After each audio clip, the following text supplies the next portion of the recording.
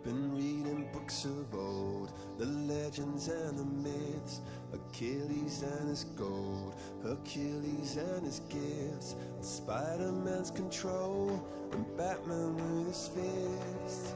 And clearly I don't see myself upon that list. But she said, where'd you wanna go? How much you wanna risk? I'm not looking for somebody with some superhuman gifts, some superhero, some fairy tale bliss. Just something I can turn to, somebody I can kiss. I want something just like this. Do-do-do, do-do-do. Oh, I want something just like this.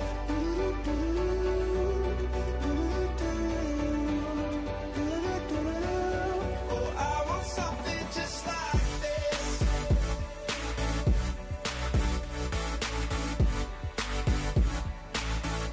I want something just like this.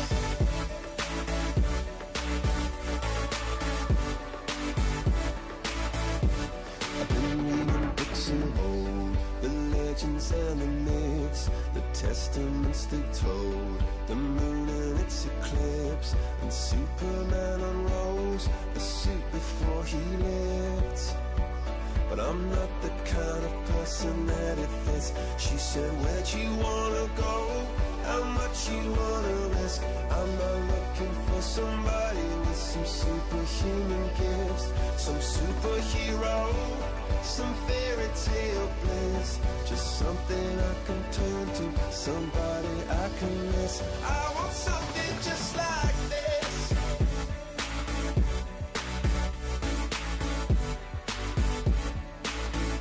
I want something just like this.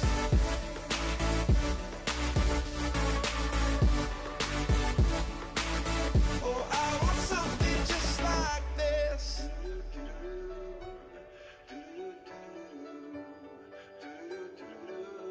Oh, I want something just like this.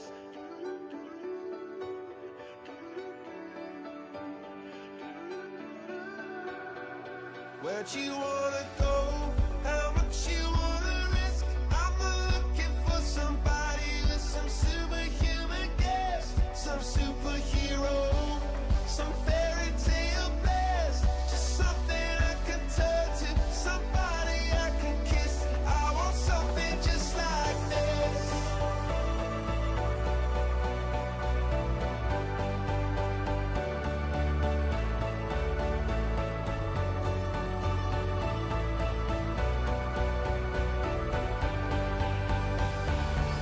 Oh, I want something just like this.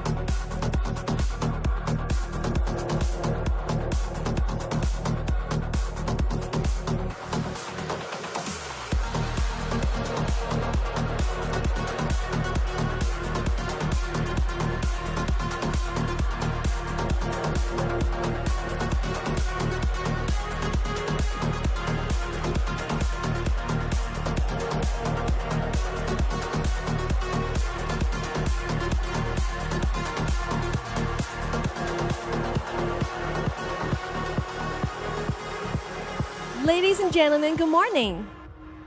Welcome to 2017 CPX Forum on Innovations and Startups. This morning's program will begin here in about 5 minutes. Please be seated. 在场所有贵宾，我们今天早上的议程将要在5分钟后准时开始。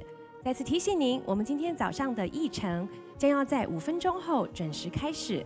我们请在场的所有贵宾、所有媒体朋友们能够尽速的入席就座，谢谢。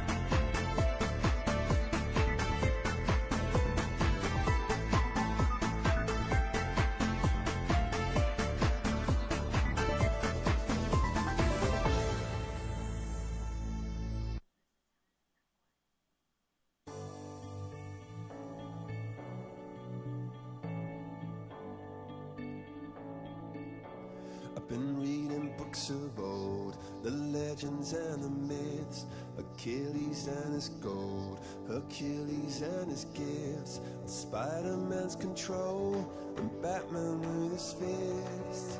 And clearly I don't see myself upon that list. But she said, where'd you wanna go? How much you wanna risk? I'm not looking for somebody with some superhuman gifts, some superhero, some fairy tale bliss. Just something I can turn to, somebody I can kiss. I want something just like this.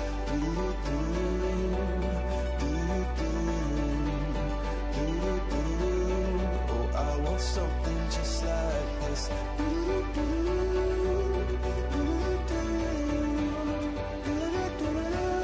Oh, I want something just like this.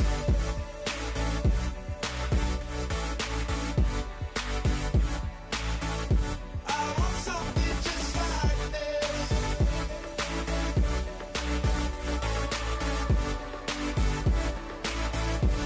I've been reading books of old, the legends and the myths, the testaments they told, the moon and its eclipse, and Superman unrolls the suit before he lived.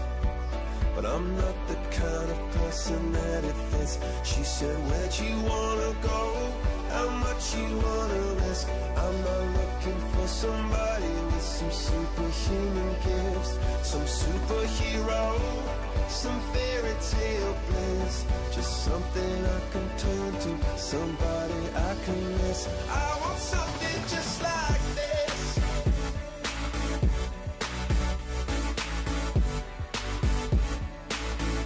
I want something just like this.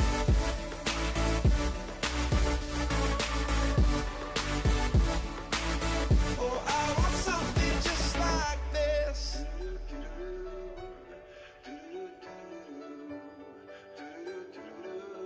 Oh, I want something just like this.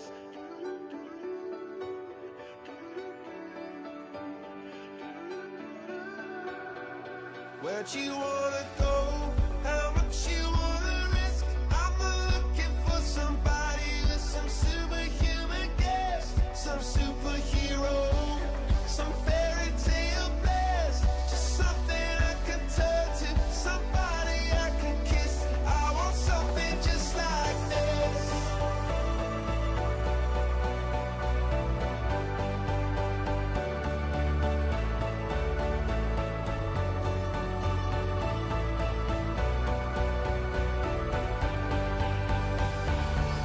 Oh, I want something just like this.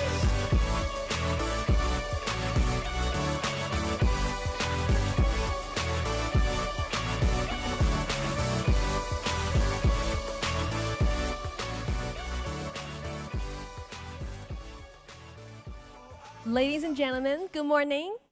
Welcome to CPX Forum on Innovations and Startups. This morning's program features a stellar lineup of speakers from Eno, Lightyear, as well as Indiegogo. And the panel discussion will feature Epoch Foundation, Lucid, and Windstrom Corporation.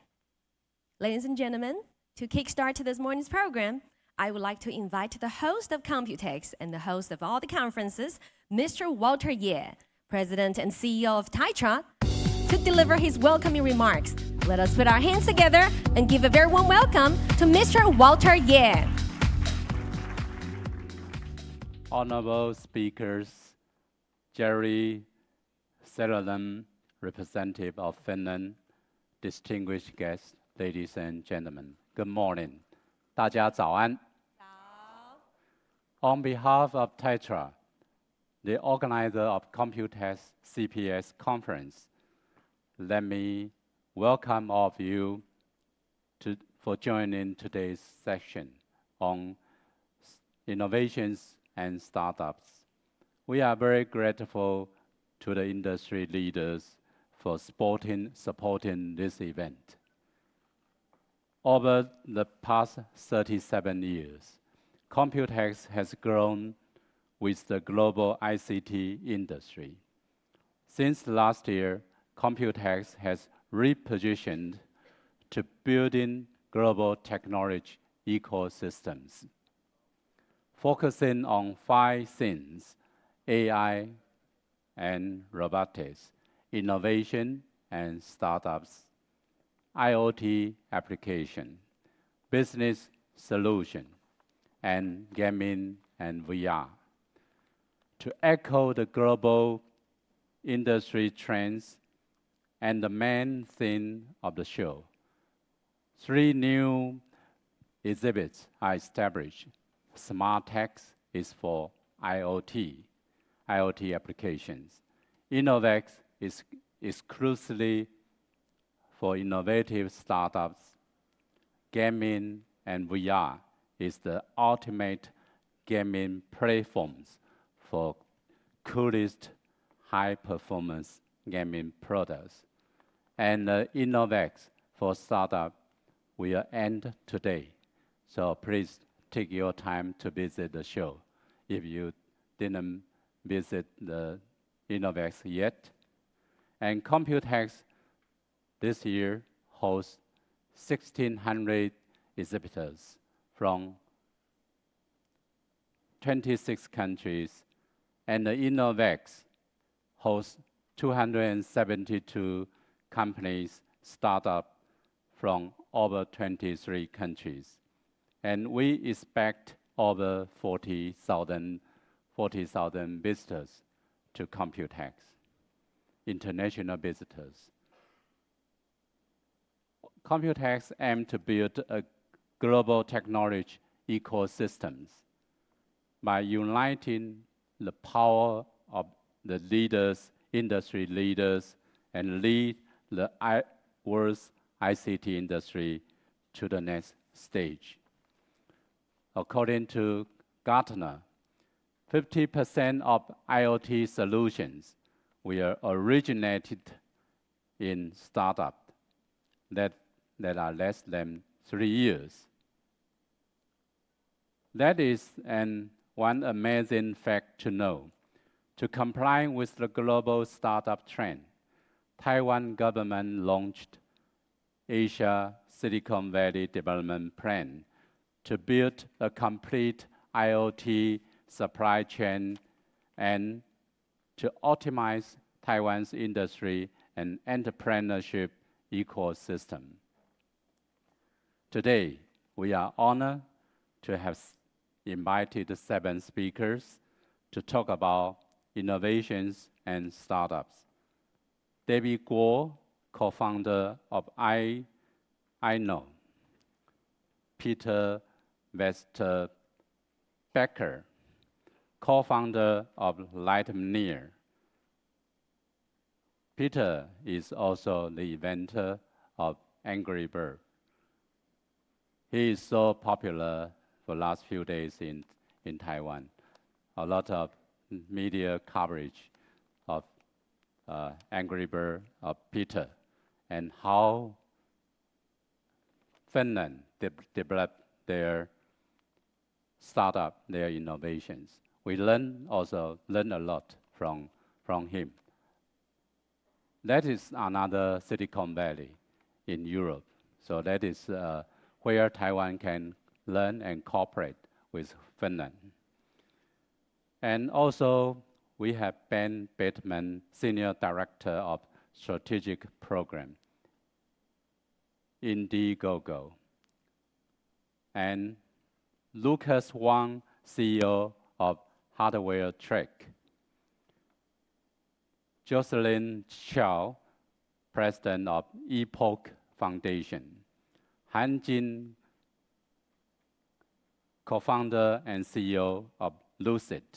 And Eric Wu, Senior Special Assistant of Chairman for Winstone Corporation.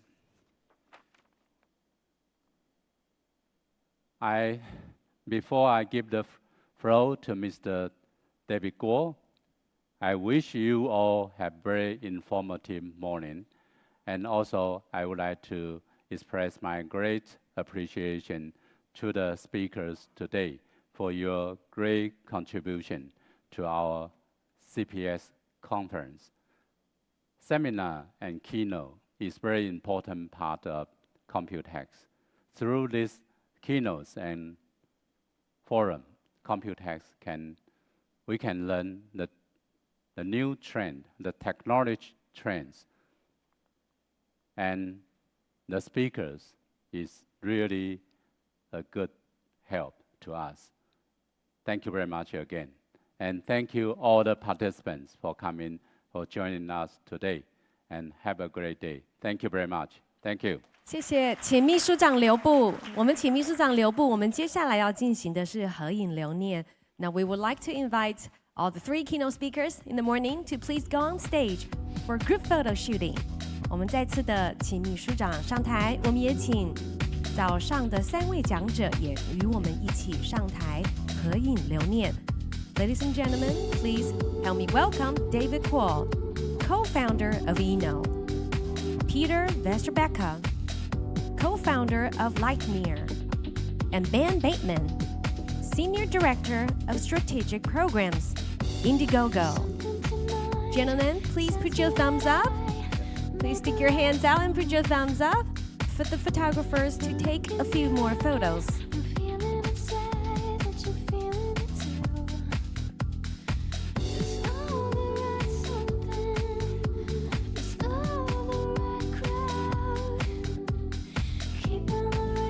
Thank 再次的感谢外贸协会的秘书长，那同时也感谢我们今天早上的3位讲者。Thank you, dear guests of honor and keynote speakers. You may now return to your seat. And now is the moment we've all been waiting for. Today's first keynote presentation.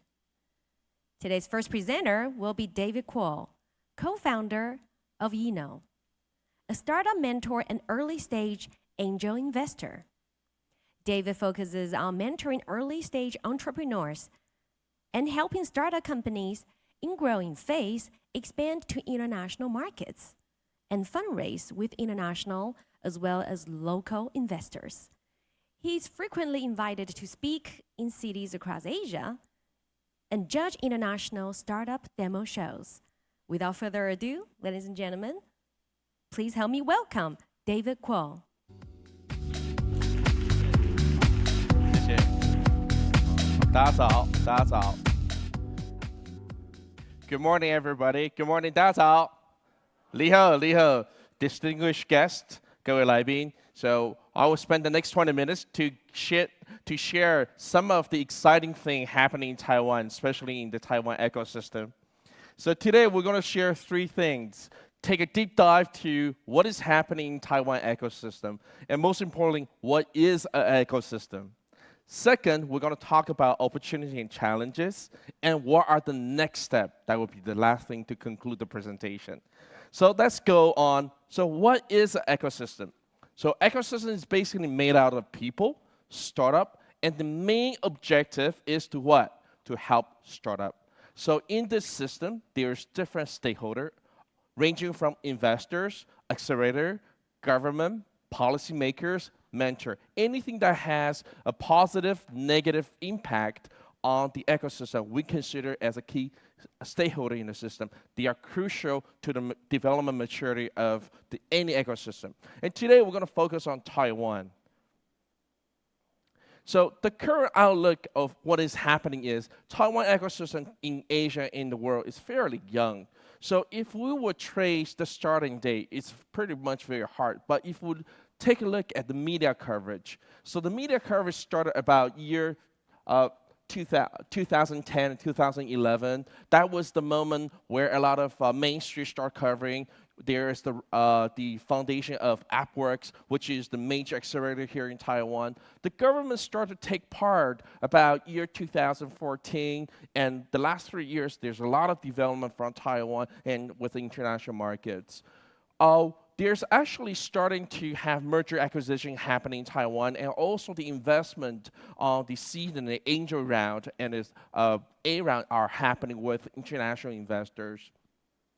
So it's a young uprising, but there's yet a lot of things to learn. So that's what we're going to share with everybody. And we see there's some international guests, and hopefully Taiwan will be your best place in Asia. I'm sure there's a lot of competing cities in Asia, but I'm from Taiwan.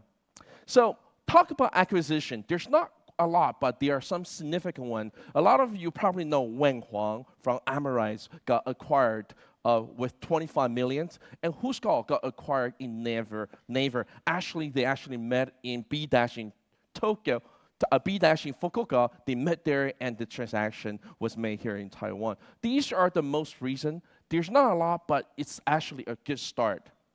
Let's take a look at the investment. There's an amazing report by the Taiwan Research Institution, a semi-government agency called Taijingyuan, TIER. There's a link. You can actually download it. It has all the investment portfolio from the past 2 years. And let's just take a look of what's happening in the past 2 years. Average, there's about 55 transactions. In the 2 years ago, and this was last year, you can look at, there's actually slow growth in the Asia and the C round, and the amount of investment is actually uprising. Is it good for Taiwan? Of course, it is amazing happening to Taiwan. But compared to our neighboring country, such as Japan, Korea, Southeast Asia, there's a lot for us to catch up. But it's a good start. We got to stay positive when we're talking about ecosystem. This is a great work by 500 volunteers that we have found across Taiwan. So 3 years ago, me and my team, we basically went to Taipei, Taichung, Kaohsiung, different stakeholders. We have COMPUTEX. It's important for us to communicate. Communicate on important aspects, including definition. What is an accelerator? Is funding important for accelerator? If your accelerator is not funded, do you still consider it as accelerator? What is a co-work space? Is it a business center? So that took about 3 years, and we're so proud and so blessed that actually we have 500 people in the line chat group. If you're really interested to join that line chat group, please contact my community manager, Eileen. She will try her best to add you in the group. So what's happening in this ecosystem? Well, we divided in 3 sections: pre-startup, startup, and growth. And you can see the different role that everybody's playing. This was a chart about 6 months ago.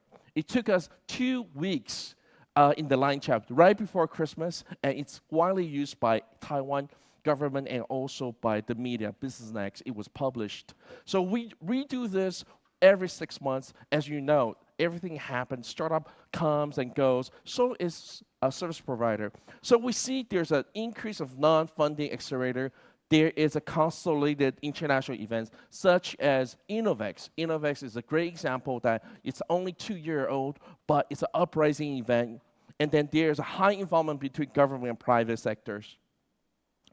And talking about government and private sector international, we're very excited that the Asian Silicon Valley is a key cornerstone of Taiwan's development. It combined with 40-some governments initiatives, it's worth $300 million across different ministries.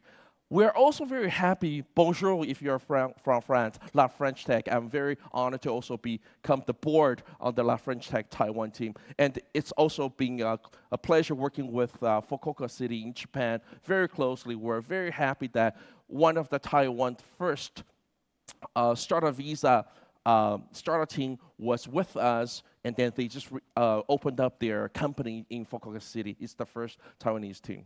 So you can see collaboration is not only with the local government, but also with international. Why is government involved important? Let's say you're doing a fintech. You want to go to Japan. You met investor. Then the investor will ask you, how about your understanding of the Japanese regulation? So who do you go? Well, you call the mayor. You call the prime minister. You work with their team. If the policies are not allowed, well, it's actually going to present a lot of challenges for you. That's why policymakers and government becomes a crucial part for disruptive services. For opportunity in Taiwan right now, we would like Taiwan to be hub of Asia. Why? In geographic, you can take any low-cost airline or full airline, 3 hours, you are you will be there very fast within less than 3 or 4 hours. Talent and technology. Recently, we brought 6 amazing startup teams. I'm a venture partner of Click Venture Taiwan. We brought 6 teams worth of $1 million, including Blocks, Evextra, ODOP. They all want to set up their R&D and operation team here in Taiwan. Is it tough at the first? Yes. We need to understand the needs of international communities and also work closely with the government ecosystem bringing there. But we are there. So talent is very attractive. And also, it's a great testing market. Recently, I've been working with startup team for Korea and Japan. They actually have a dedicated team in China and a dedicated team in Taiwan. The Taiwan team is responsible for Southeast Asia development. Why? Because a lot of Southeast Asian Chinese watch TV from where? From Taiwan. So you can see startup expansion will sometimes leverage on the culture, and Taiwan has that unique, but we don't know sometimes. But this is why I'm sharing with you. So the key challenge is we need to let a lot of people know why Taiwan. Not just because we have Din Tai Fung here in Taiwan. Well, but there's a lot of things that, especially for software and hardware, we know there's a great attraction here in Shenzhen. But I'm sure with the recent government projects such as Triple, such as New Taipei City, we can work together. We can train the local manufacturer to speak. There was a one biggest joke is actually a lot of startup team, they have a biggest challenge communicating with the local manufacturer. You know why? Because startup team doesn't know how to use fax machines. So now we're trying to bridge these little things. Another example is if you're doing business in Taiwan, it requires a little chop, right? US startup team doesn't know what's a chop. So we had an incident where a local accountant quoted says $300 besides $20,000 NT on your registration fee. The startup team says, what? What's a chop? Why are you overcharging me? You can see these are little nuances, but these are the nuances that blocks the amazing startup team, the community to work together. So we're committed to work together, and we believe in no time, Taiwan will be the uprising hub in Taiwan. Policy. So policy and ease for international teams to plug in is very crucial. I know the Uber Airbnb topic has been a top agenda in Taiwan government, but we're working on it. We're not there, but we're working on it. So how do we grow together? It's very important. So the first thing is we need to work together as 打群架. Very, very important. You know, a lot of people in Asia, we were not brought up working together. I'm sorry, my kindergarten teacher didn't teach me how to work together. What's working together? Because first thing mommy would say is mind your own business, right? 那不是你的事情啊，乖乖的, right? You're trained to behave. Well, so a lot of young entrepreneurs right now, they're actually being pulled back with this concept. So as an ecosystem, it's very critical to work together. So what do we mean by working together? Imagine, is it possible that a rising startup team that comes from a South City incubator in Kaohsiung, join AppWork or APOC accelerators in Taipei, got invested by W. Harper? Is it possible? Yes, it is happening. But it's only on the single digits. We need to make more. And I think it's really happening. So in our 500 people line chat, you know what we chat? Basically, anybody and everybody who has a question, there's no such thing as a stupid questions. So we really want the people in Taiwan to start communicating. Policies, it's very important. The past 2 years, the government has been working very hard. There's a working group on policies.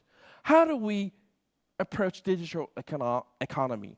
How do we deal with O2O? How do we deal with shared economy?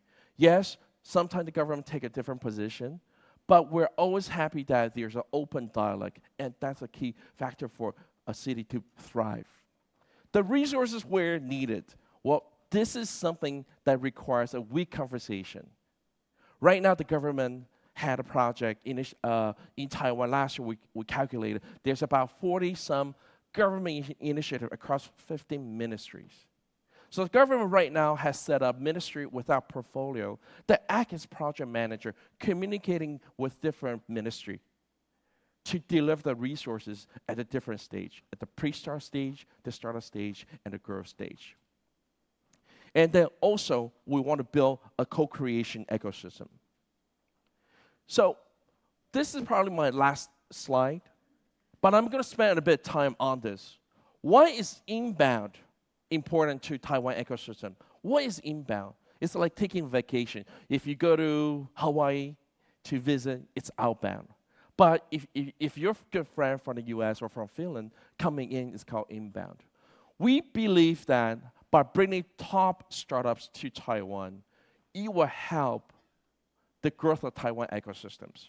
I think if you're really in the startup ecosystem as one of the service provider, you probably can feel it. But to a lot of people who are new to startup or to the new startup ecosystem, sometimes it's hard to imagine the government is helping foreigners while we have some challenges into our unemployment. It's a sensitive topic, but something that we need to do. Why is it important? Because by working with the international startup team, it's just like where we built the science park 30 years ago, right? Everything is new. The best way to learn about international ecosystem is to actually work with them. So what are the key stages for the international team to come in? Stage one, very important, it's called sightseeing. It's going to Taipei 101, 3-day short visit. It's coming to amazing conferences like COMPUTEX to meet with the people. So once they go back, they say, hey, Taiwan, it's not a bad choice. At least people will stop at the traffic light, right? The cities are clean. So they go back, they are the ambassador. Stage two is currently what's happening. We're not there in step 3, but in step 2. Step 2 is what? If it's IoT, if the team just actually raised on Kickstarter or Indiegogo, they'll probably find manufacturer here, but they are not set up company because they don't know much about how to set up a company in Taiwan. Or if the investor will be keen in investing in a team, having a Taiwan operation teams. But it's happening. For example, Blocks. Blocks raised 1.7 million on Kickstarters. It's a Hong Kong, London startup teams, and they were with APOC Foundation in their accelerators. They create jobs of 20 people. It's amazing. They are really focused in Taiwan. They used to work with, they are working with great manufacturers here in Taiwan. That's what we call step 2. And recently, we're honored to help them to incorporate here in Taiwan. Step 3 is what we're currently working with the ecosystem and with the government. Try to change their policy and resources where we can bring them actually, not just come here for sightseeing, but before they come, we work with them very closely. We will line up their partners here. So when they come, they can talk to people, and they can also go to the bank and open an account. Yes, it's not difficult to open a bank account for a foreigner. In fact, it takes about 2-3 days for you to do a name check online. And once you have the name checked, depending if you want to ask your fortune teller to check the Chinese character. If you don't, just go to Google Translate, come up with a Chinese name, go on web, pay the fees, and once you have a name check, bring your shareholder list, go to the bank, and then you can set up your preparation bank account with less than an hour. And then you will send your application to the international investment committees, and with less than 6 weeks, you will get your Taiwan subsidies. So that's what we want to work together to help more international teams to set up here. Of course, there are challenges. There's a lot of challenge talking about lack of funding. But I think a lot of investors from Japan and Korea are always constantly on this island. In fact, one of the most vibrant VC here in Taiwan are the SoftBank, are the Infinity Ventures. Alibaba has fund through W.A. Harper and another China Development Bank. So if you're a startup here in Taiwan, Taiwan is one of the best places for you to go to internationally. So now I would like to conclude my slides. If you have any question, I'll be around. So once again, thank you so much. I'm David from Inno. Thank you so much. Thank you, David, for joining us this morning. And the next speaker will be Peter Westerbeke. He's the co-founder of Lightyear, a company that is dedicated to creating fun, innovative, educational, and learning games. Peter is a Finnish entrepreneur. He served at Rovio Entertainment and managed its marketing and brand. expanding Angry Bird to the international franchise it is today. So ladies and gentlemen, without further ado, let us put our hands together and give a very warm welcome to Peter.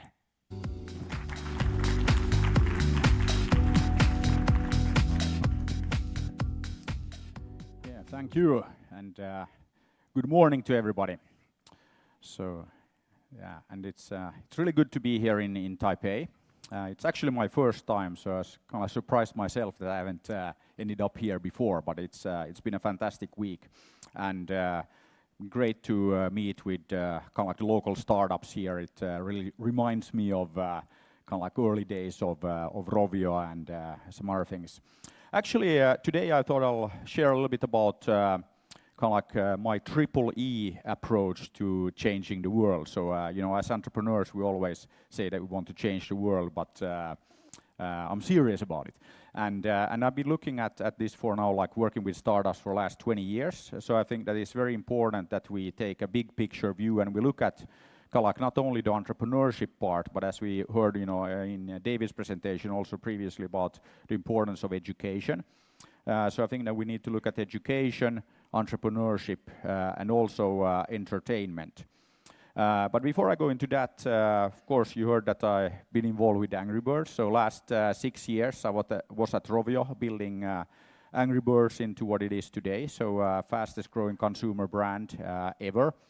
But again, it started from kind of like very humble beginnings. So actually, I started my career working for like the original startup. So the company that Bill and Dave started with like $150 of venture capital in 1939 in their garage in Palo Alto. So you might have heard about that company, HP, that then, you know, like led to Silicon Valley. Reason why I wanted to mention HP, of course, being like the original startup, that's where I started. Okay, I wasn't there when Bill and Dave started the company in 1939, so I'm not that old. But anyway, I think that is a good reminder that actually Silicon Valley, that everybody likes to talk about, didn't like happen overnight. It got started in 1939, so it wasn't started by like Facebook or Google or Twitter or one of these like newcomers. It was actually like way back in 1939. And also, if you look at Rovio and Angry Birds came out 11th of December 2009. But Rovio as a company didn't get started, you know, like the day before or anything like that. Actually, it started in 2003. And Rovio came out of a game-making competition that I organized while I was working at HP. So in 2003, so, you know, many years before the iPhone, many years before Android, this was, you know, the time when our friends from Nokia were still making phones. So, but actually, I guess that you could say that they're again getting back to making phones. But anyway, so in 2003, they had just come out with the first like smartphones, and we decided then to organize a competition to make the best possible mobile multiplayer game, and this was in 2003.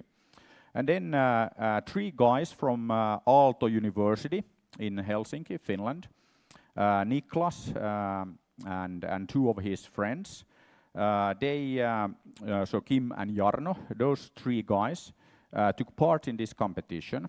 They created a game called King of the Cabbage World, and don't worry, you like never heard about it because it was never published under that name. But any long story short, they won the competition. And as I mentioned, they were students at the Aalto University. So after the competition, they came to me and said that, okay, that, you know, now we won the competition, now what? And I told them that I've always believed that you should do what you love. So these guys, you know, clearly loved making games, loved playing games, so told them that, okay, why don't you start a company to make games? You know, it's easy. Okay, 2003, and you know, timing maybe not kind of like the best to start a game company, especially focused on mobile games. And they started Relude, which then soon changed its name and became Rovio in 2003. 51 games, 6 years later. 50-second game, Angry Birds. So not exactly like an overnight success story.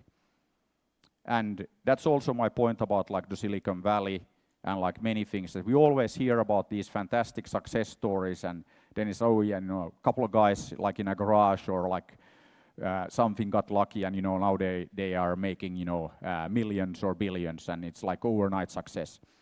Actually, also at Rovio, it was a long process. 51 games, then 52nd game, Angry Birds. So not exactly just make a game and hope for the best.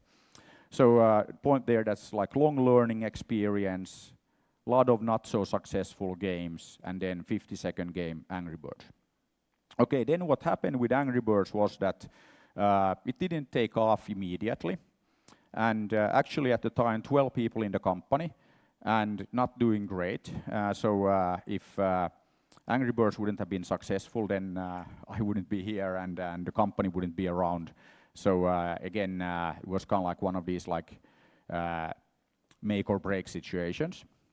But launched the game in December 2009 and didn't have like a massive marketing budget or anything like that. So we had to use word of mouth marketing, basically telling our friends and families in Finland that please download the game. And this was in 2009. So, it was like early days of like iPhone and all of that. So being in Finland, home of Nokia, not so many iPhones. So then telling friends and family to download the game in Finland meant that, okay, #1 in Finland. So that's how we kind of like made Angry Birds happen there. And then we did the same in our neighboring country, Sweden. Then Apple kind of like took note that there's something going on, and they featured Angry Birds in the App Store in UK and the US, and okay, went straight to #1 and stayed there for like 200 plus days or something like that. But anyway, so point being that it wasn't kind of like, it wasn't luck. It took a few games to get there, and also the marketing, it wasn't about having billions or even millions to spend on marketing. Actually, we had nothing, so we had to basically be smart about it. And anyway, having made a lot of games before, we also very early decided that actually it's not about making games, it's about building brands. So once we had success with Angry Birds, our plan from the beginning was that, okay, let's take it everywhere. So to every platform, every screen, every mobile, operating system, so of course iOS and Android, but also the others that were around at the time, put it on like TV, so on Samsung Smart TVs.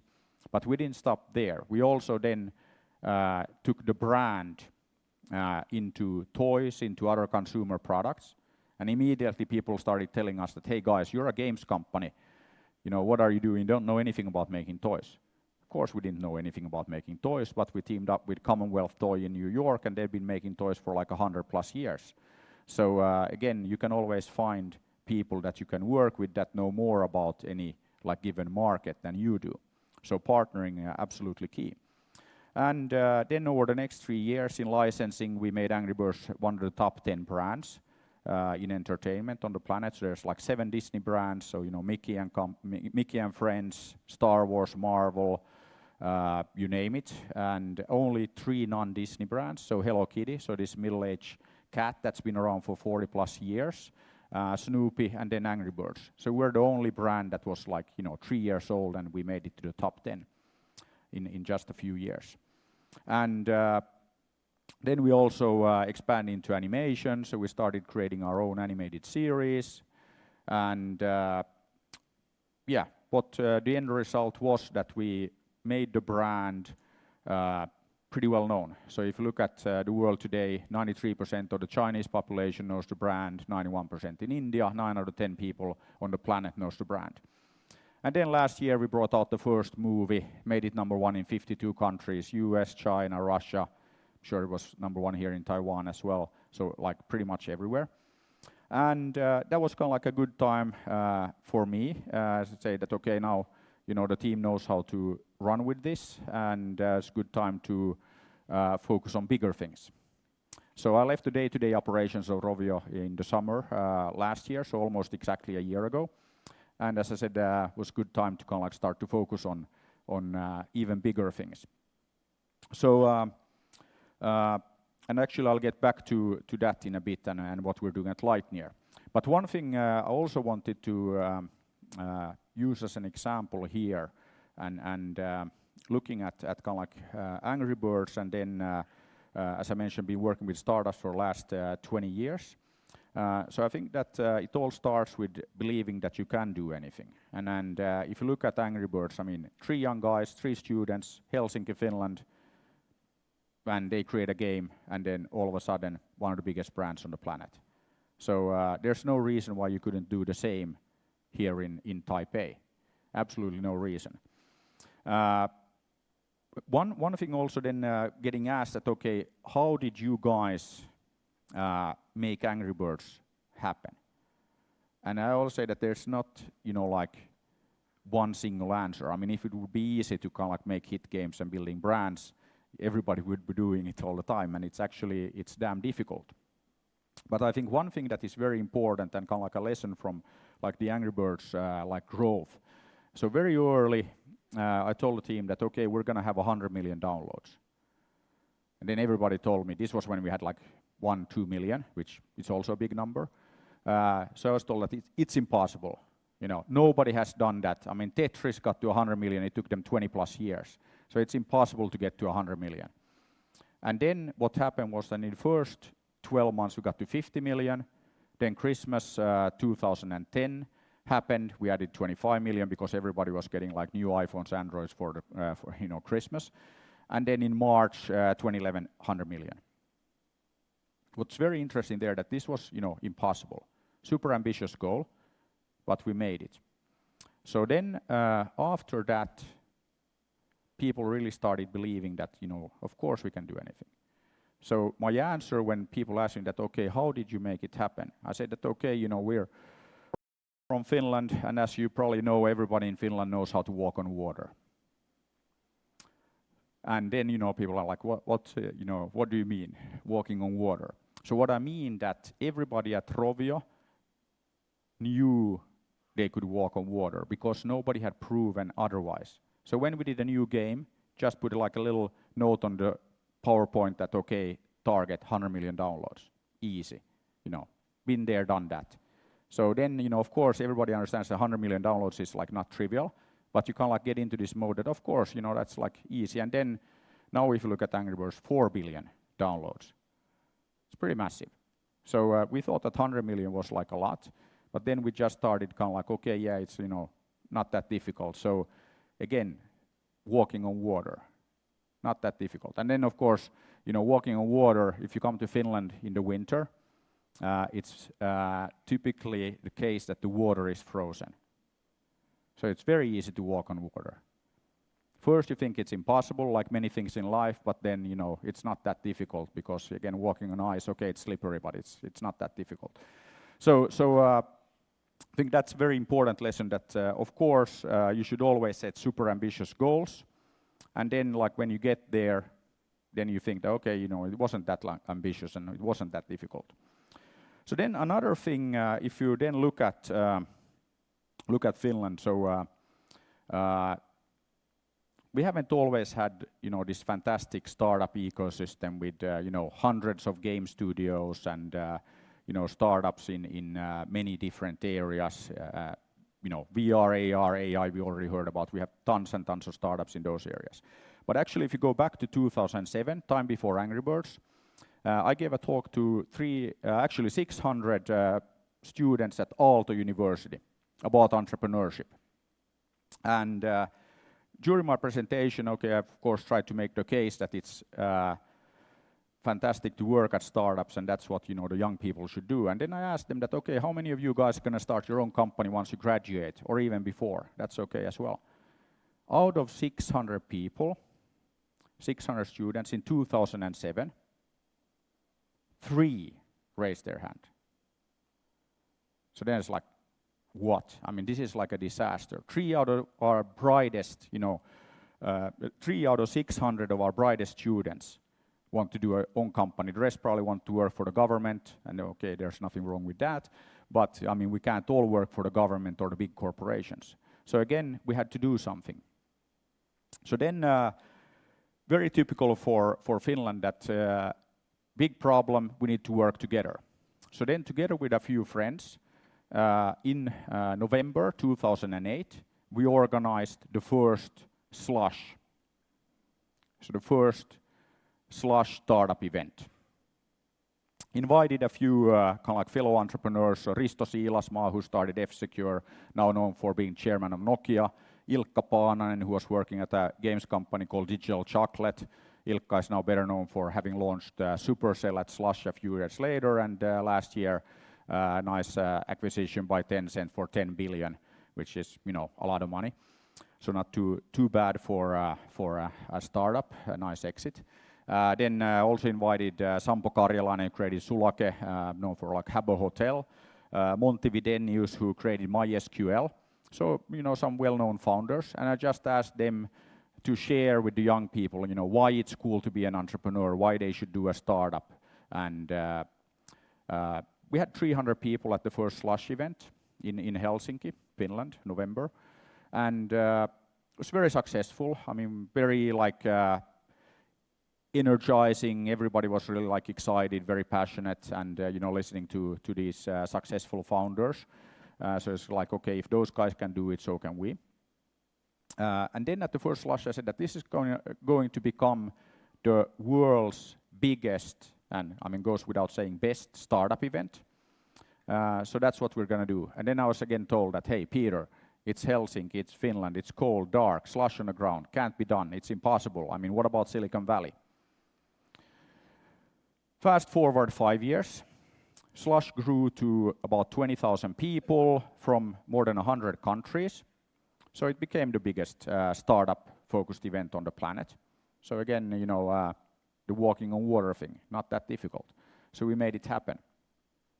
But I think very important is how we made it happen. First of all, with Slush, we worked together. We brought together the local startups, the local entrepreneurs, and it's all organized by volunteers, so by local young people. Actually, not only local anymore, I mean, young people from more than 50 countries. They are organizing it. They're there because they want to be there, not because somebody told them to be there. So that's kind of like the whole volunteers working together thing. So that's something that makes Slush very, very different. But also, we didn't organize Slush just to create just another event. We made Slush happen because we needed to change the mindset and the attitude of the whole like nation. And 5 years after starting Slush, I went back to Aalto University, gave the same talk, asked the same question, and guess what? This time, more than half the hands went up. So in just 5 years, we did a cultural revolution, totally changed the attitude towards entrepreneurship. Last year, there was a study of 13 and 14-year-olds globally about their dreams. And guess what? More than 30% of the young people in Finland, their dream is to start their own company. Highest percentage anywhere on the planet. Higher than US, China, Taiwan, anywhere. So complete change in mindset. And even the young people now, their dream is to be an entrepreneur. Okay, it's only 30%, so we still have like a way to go, but you know, it's pretty good. So it's a good start. And that's what we set out to do. Not an event, but to change the world, actually. And now we started doing Slush in Tokyo, in Shanghai, in Singapore, and who knows, maybe we'll do something here as well. One thing that is important, if you look at how we made Angry Birds happen, how we made Slush happen, is that we did it very differently. So we didn't do what everybody else is doing. So why is Slush called Slush? Because Helsinki in November, cold, dark, slush on the ground.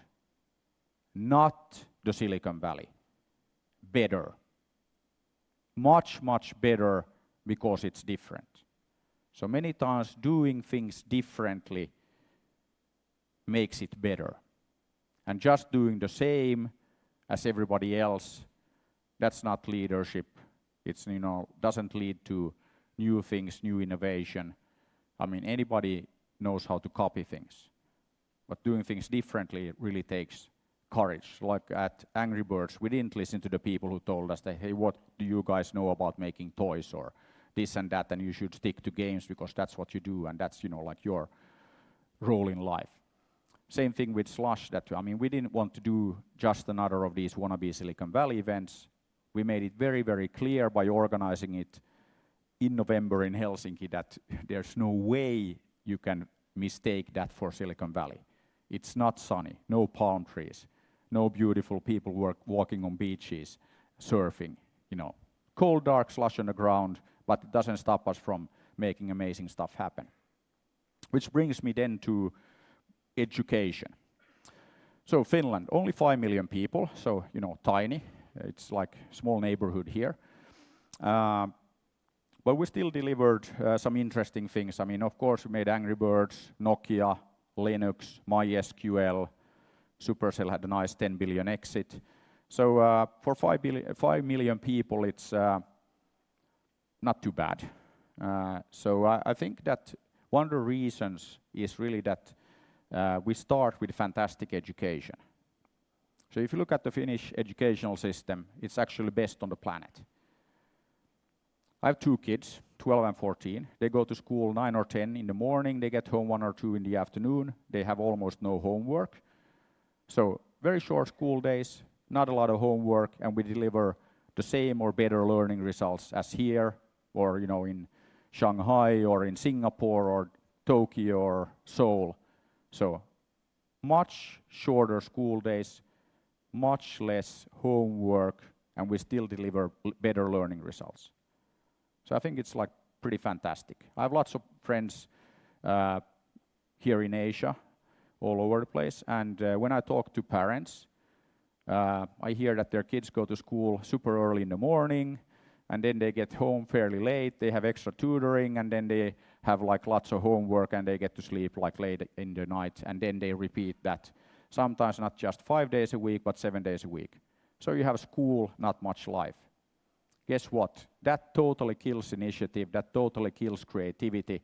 So then when you finish school and somebody from the government tells you that, hey, please do a startup, first question is that, okay, is there a book or a manual? How do I do that? That's not how you do entrepreneurship or startups. You kind of have to think for yourself. You have to do things that haven't been done before. That's what you need to do. So education is really the foundation for building successful startup ecosystems. And I have no background in education myself. I'm not a pedagogue, but okay, I have 2 kids, so I guess that makes me a bit of an expert. And yeah, I've been through the school system myself, obviously. So I think that just looking at that, then and it's one of these things that I didn't realize that the Finnish educational system was so good and fantastic before I started looking at the educational system in the US, which is a mess, by the way, and then looking at Asia, where it's has challenges for other reasons.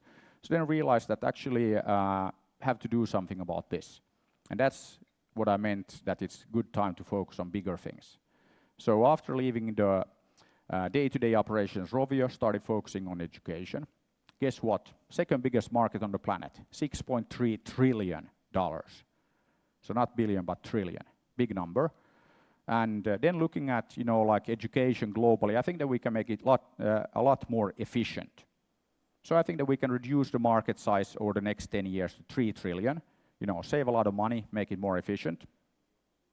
And then I figured that, okay, let's be modest, a modest Finnish person, so let's go for 10% market share globally, only. That's 300 billion if you do the math. So it's a good start. So that's basically what I'm working on right now.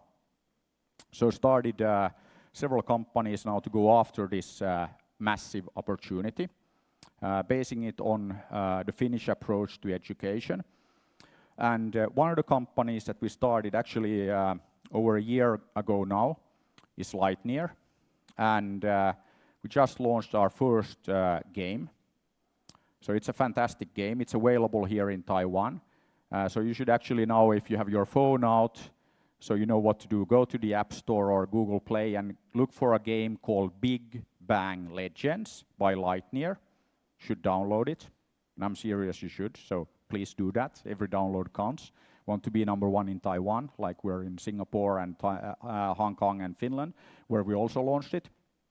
But the interesting thing with this, it's a game that's been made by some of the people who made Angry Birds.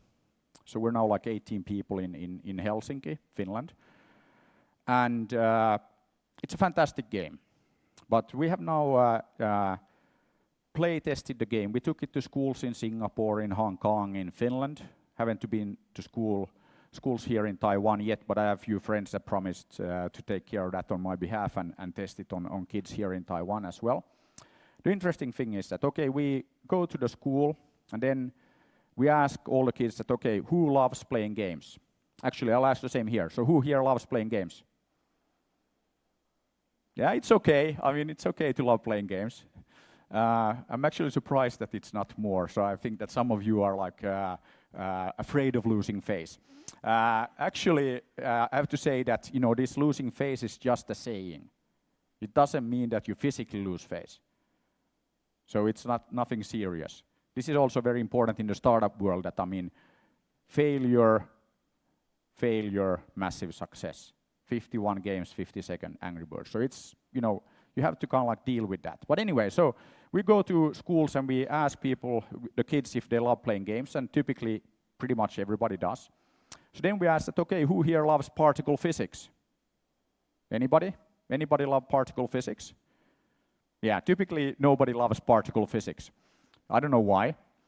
So then we tell the kids that, okay, it's actually great to play games and you should play games in class. And then the teachers look at, oh, what, you know, like we let these crazy Finnish people into the class, they're destroying our youth and, you know, like telling them to play games.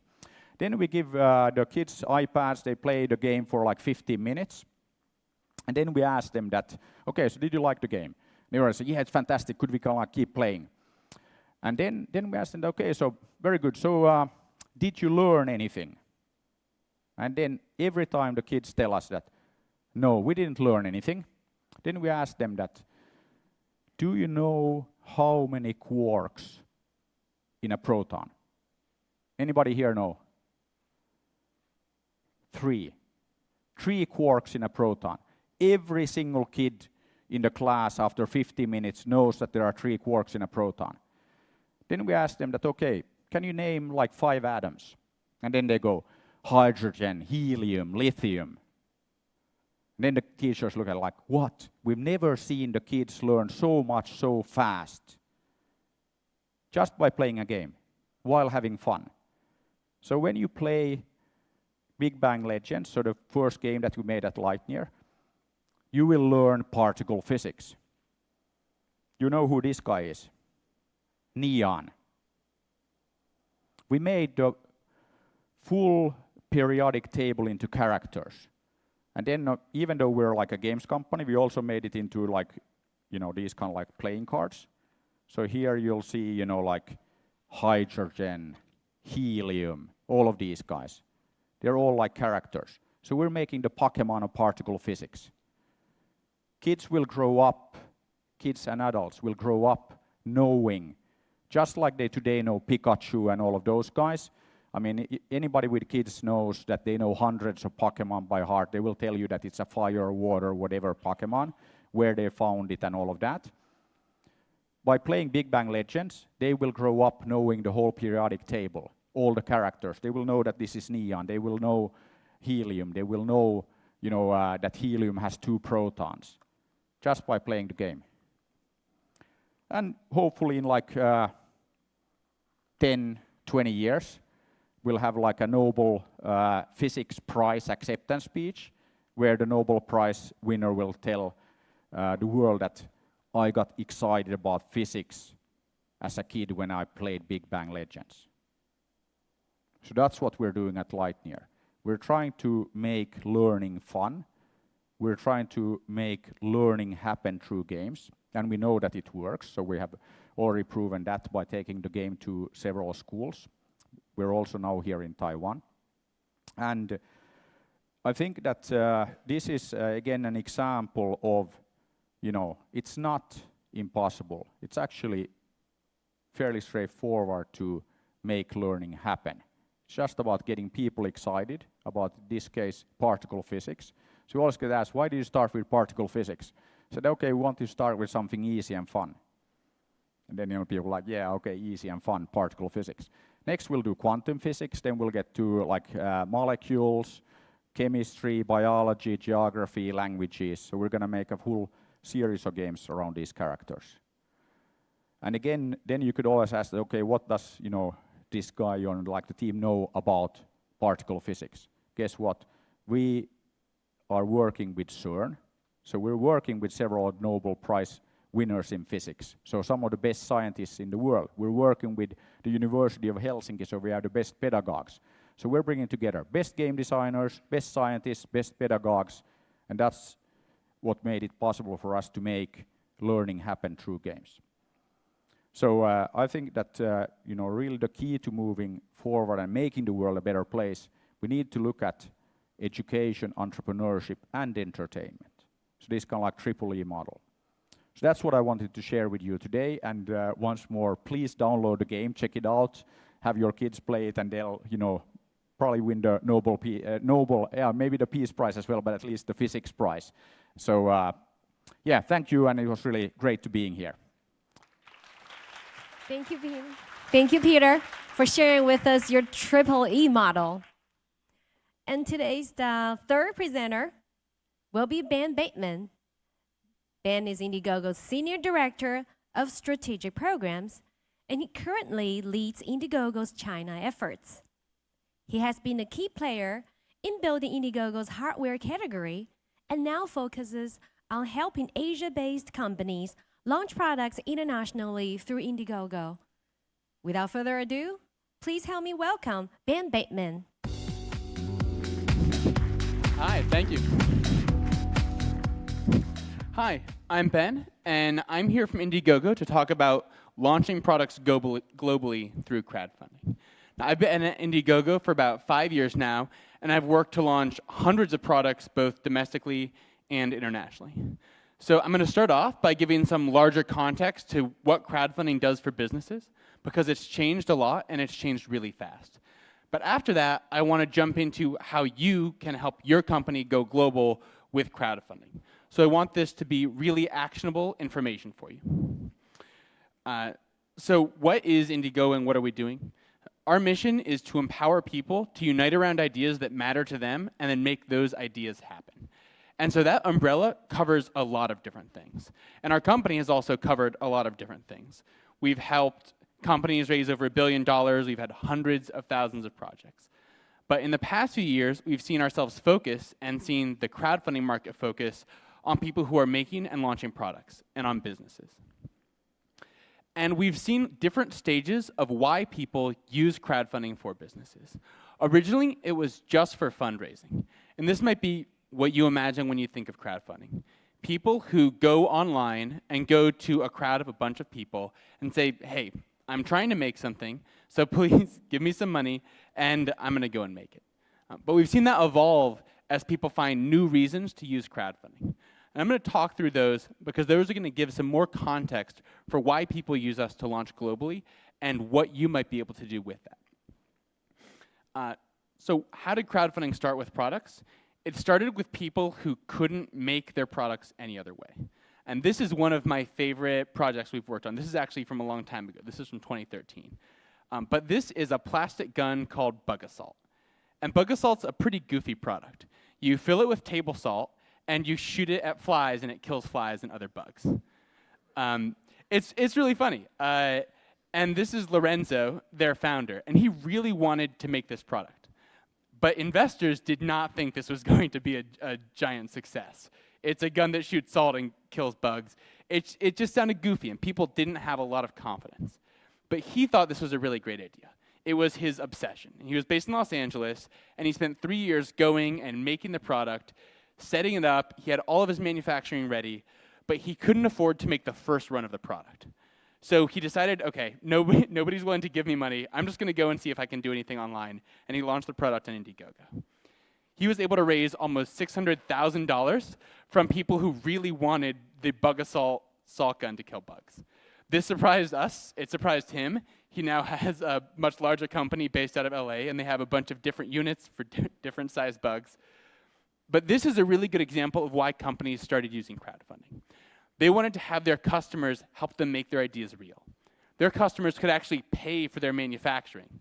This made it a lot easier for startups who couldn't find investment, or who had trouble getting people to believe in their idea, even if customers really would want it. Of course, we're seeing a lot of other reasons companies crowdfund. We see more established companies are actually a lot more interested in learning about their customers and learning about the market than they are in raising funds. And I think the best example of this is the Opal Nugget Ice Maker.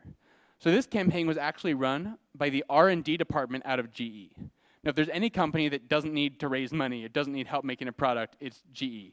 They're a Fortune 500 company, tons of money, lots of abilities. But they did want to know more about their customers and about their market. So this product makes nugget ice. Now, nugget ice is a really soft, chewable kind of ice that's popular in the American South. I did not know about nugget ice until this campaign launched with us. But their R&D department came up with this product that can make a lot of it really fast. It's a $400 countertop ice machine. Now, with a lot of GE's products, they just launch them, put them into a lot of stores because they know that there's a big market for them. But with this product, they didn't know. Their engineers really believed in it, and they had some customers who were excited about it. But before they launched it with us, they didn't have an idea of how popular it would be. So they launched with us to discover that. And they found out it was incredibly popular. They had over 6,000 customers come and buy it in just 60 days. They raised over $2.7 million from people who paid $400 for an ice machine that didn't exist yet. And they got a lot of press coverage and a lot of attention. And more than that, they also learned about their customers. They learned who their customers were, what their preferences were for the product, what kinds of products worked, what price points worked. So their interest was getting a lot of information. Now, this wasn't going to be their big sales channel. GE can go through big box stores. GE has a lot of other available channels to sell the product. But it was a great way for them to learn more information about that product so that when they went on to make those million-dollar decisions about the product, are they going to put it inside a fridge? What stores are they going to put it in? They have a lot more insight into what to do. Their head of R&D actually said that launching through crowdfunding was 20 times cheaper than a traditional product rollout. So for big businesses, this isn't something they want to do because they need the money, of course, but they want to learn about their product and their customers. Now, there's a lot of space between Bug Assault and GE. They're very differently sized companies. But everybody we work with is usually looking for some kind of increase in branding and awareness. And crowdfunding is a really great tool for this, especially for new products. We're a very narrative way to sell a product. You have a video on crowdfunding that explains what you're doing. And customers like to watch these because our customers are early adopters. You have a whole page where you describe what the product does, what the benefits are. Really deep and really niche information about a product that you're not going to get if you have a product sitting in a Walmart or a Best Buy or even on most Amazon pages. It just doesn't go into that same depth. You also have a beginning and a middle and an end to crowdfunding. You start your project, you're raising money, and then the project ends and you go and make your product. So it provides a really strong narrative structure that helps you do marketing and awareness. So we see a lot of mid-sized companies who are doing that. This project was Air by Crazy Baby. Now, this was actually the second product they launched with us, and they were wireless earbuds that you could use to listen to your phone. Now, they launched, but they launched at a really important time for them. This was last November, really soon after Apple had announced their new AirPod wireless earbuds, and after the iPhone 7 had come out, and we knew there wasn't going to be a headphone jack. For them, it was really important that they got a lot of visibility on this project, and they got a lot of attention. So they launched with us, and we're actually able to raise almost $3 million and get tons of views, get tons of customers at a really competitive time. Now, what they ended up with was a very public page that showed off their success that they can use when they're talking to distributors. They can use when they're going and trying to make any other kind of partnership when they're raising investment. Even talking to their manufacturer before they've actually finalized the product, they have proof of the kind of demand they can generate in just 60 days. So for existing companies of any size, branding and awareness is really exciting. When this all comes together, a lot of companies, especially companies based in Asia, have realized that this bundle of things you can accomplish is really interesting. You can do things a lot more cheaply because customers can pay you ahead of time to make your product. You can learn a lot about the market you're trying to get into. You can get customer information. You can learn details about how those customers respond to your product. And while doing that, you can get a lot of awareness about what your brand is. You can tell a story about who you are, and you can talk to customers in a really deep way. Well, this becomes really exciting if you're outside of the US trying to get in. With one project and one launch, you can do a lot of things that help de-risk launching globally. And that's something that me and my team have seen over the past year and a half, as we've worked to help companies from Asia launch into international markets. One example is Xgimi. So this is a company based in Chengdu, and they were a smart projector company that was doing really well. When we started working with them, they had about 300 people, and they were the leading smart projector brand in China. But they didn't have any recognition in the US. They weren't selling products, and they didn't know how to enter that market. So we worked with them, and over the past year and a half, they've launched 2 different projects. Together, those have raised $1.3 million and gotten them almost over 2,500 customers. But what's more exciting is what that's helped them do since then. They've been able to leverage their customers from Indiegogo to go and leave reviews on Amazon and to advocate for them in a lot of other channels. So now they have an excited base of customers who can speak to how good the brand is, who actually use the product and love it. They also have these pages that are marketing collateral to help them sell into distribution. They can go to Best Buy and say, hey, we were able to get thousands of customers in a really short time frame. Because of the information we learned about those customers, we're pretty sure they're a match to the people who you're selling to in your stores. So already they're coming in with a lot more information than they could if they haven't done this launch before entering the US market. And they were able to do this without building an office in the US and with minimal investment actually on the ground. They can do a lot of this remotely. And this isn't the only campaign we've seen do this. We worked with Furbo out of Taipei here, and they raised over $500,000. OmniCharge out of Shanghai, over $3 million. GDP out of Shenzhen, over $3 million as well. So we're working with many different companies who want to use us as a stepping stone to get into the US. So crowdfunding as a way to do market entry is something that's really exciting and something that a lot of teams are catching on to and that our team's really excited about. But that doesn't mean that it's not really challenging. I've talked to you a lot about campaigns that have done this really well, but we know that crowdfunding on its own is not just challenging. It's new for a lot of teams we work with. Most people launching with us are launching for the first time. But also, just launching into a different culture is really challenging as well. So next, I'm going to talk to you about those 2 different things. First, the challenges of crowdfunding and how to plan around that. If you're actually trying to plan a crowdfunding campaign, what can you do, or how can you plan to do that in a way that's going to make your launch successful? And then second, I'm going to go into some of the specific challenges we've seen from teams launching internationally. So crowdfunding. It's pretty straightforward to think about what to do to prepare for a campaign. You want to make a plan, find the right talent for what you're trying to do, position your product for the right market, build your materials, and then you launch and you want to drive traffic. Now today, I'm not going to focus on positioning your product or building materials. Those are both really complex subjects, and they don't do well in an overview. We have a lot of materials on them, or you can talk to me afterwards and I can share where to find those.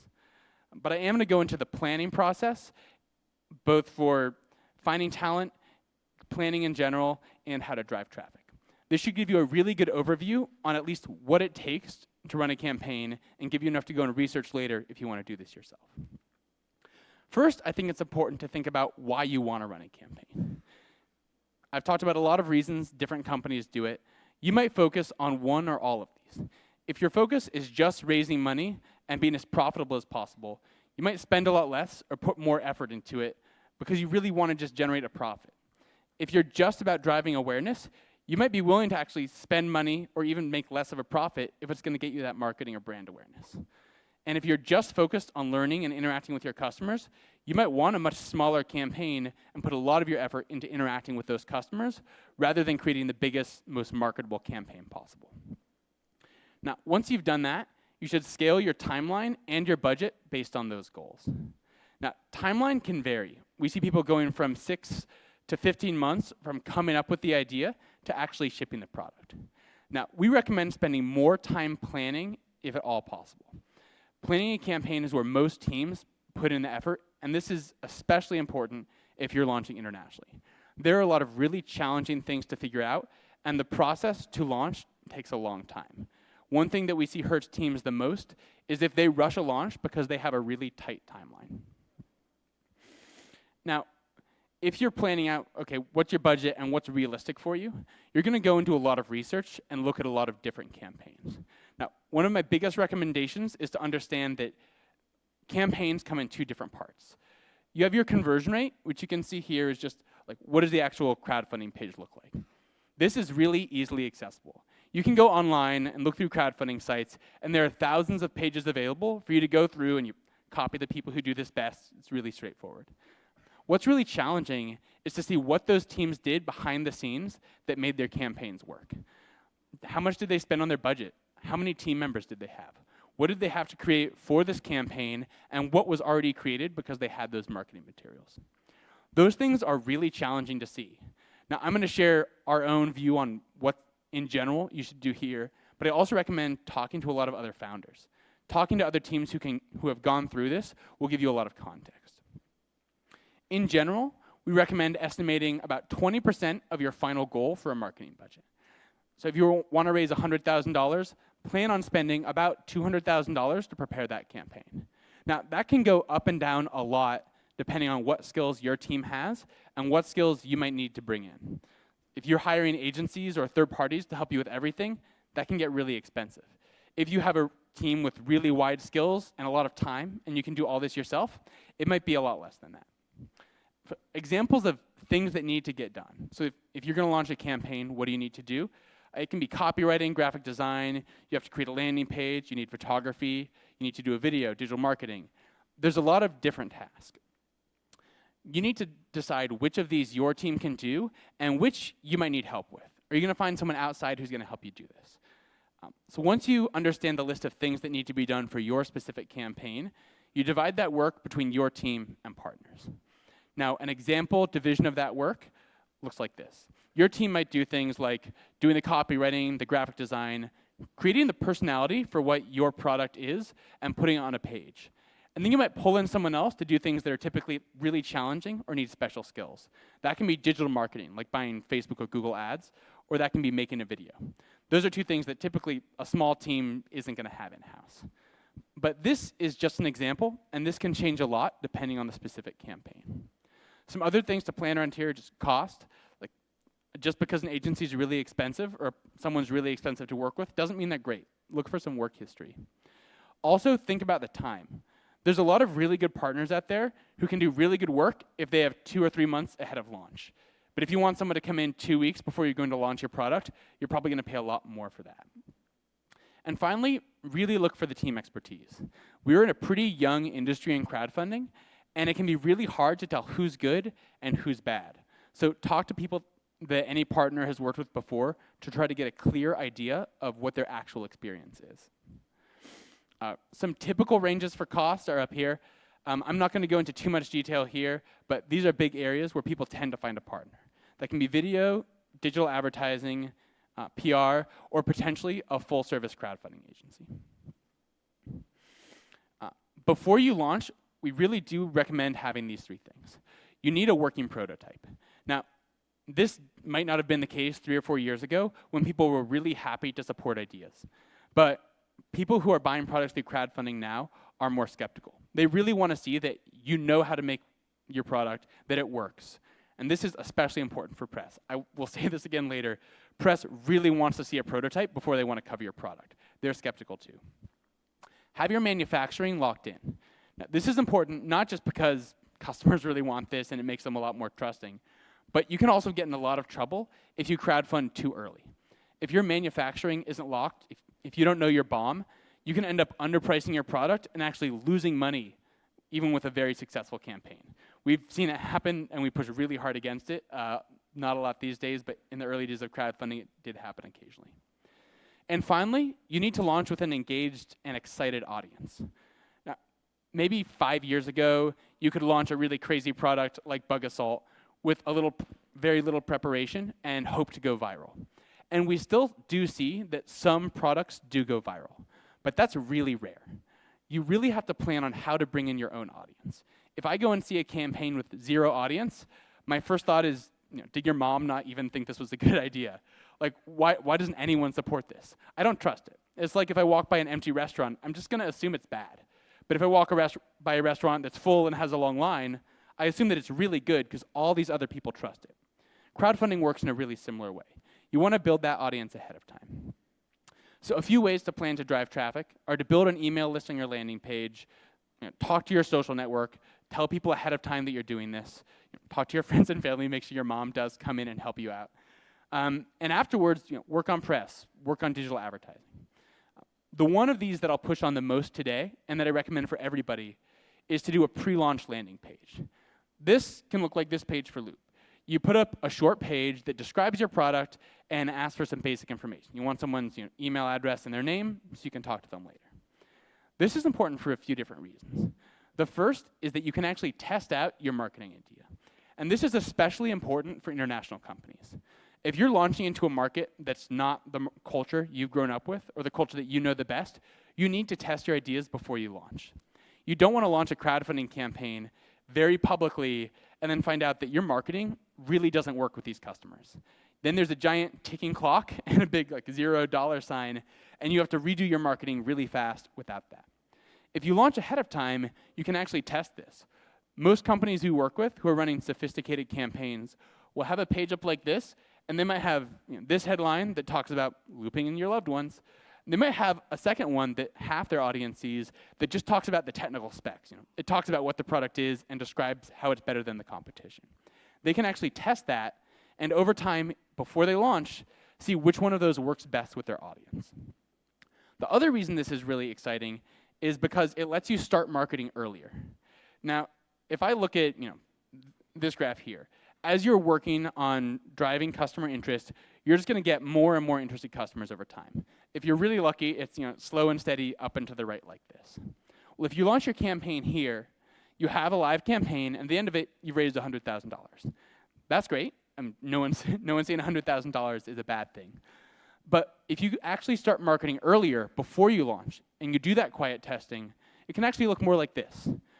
You're still doing that same work of acquiring customers and generating interest, but you're doing it quietly. You aren't doing your public launch yet. Then you launch, and you can actually do $100,000 on your first day. That actually gets the press interested. That gets other customers interested. That creates a really great story. I'm sure you guys have all seen different graphics from people advertising against you that say, hit our goal within the first 24 hours. This is what they're doing. They're doing the slow and steady generation of customer interest. They're not going viral. They're doing planned marketing. So we recommend this for everybody we work with.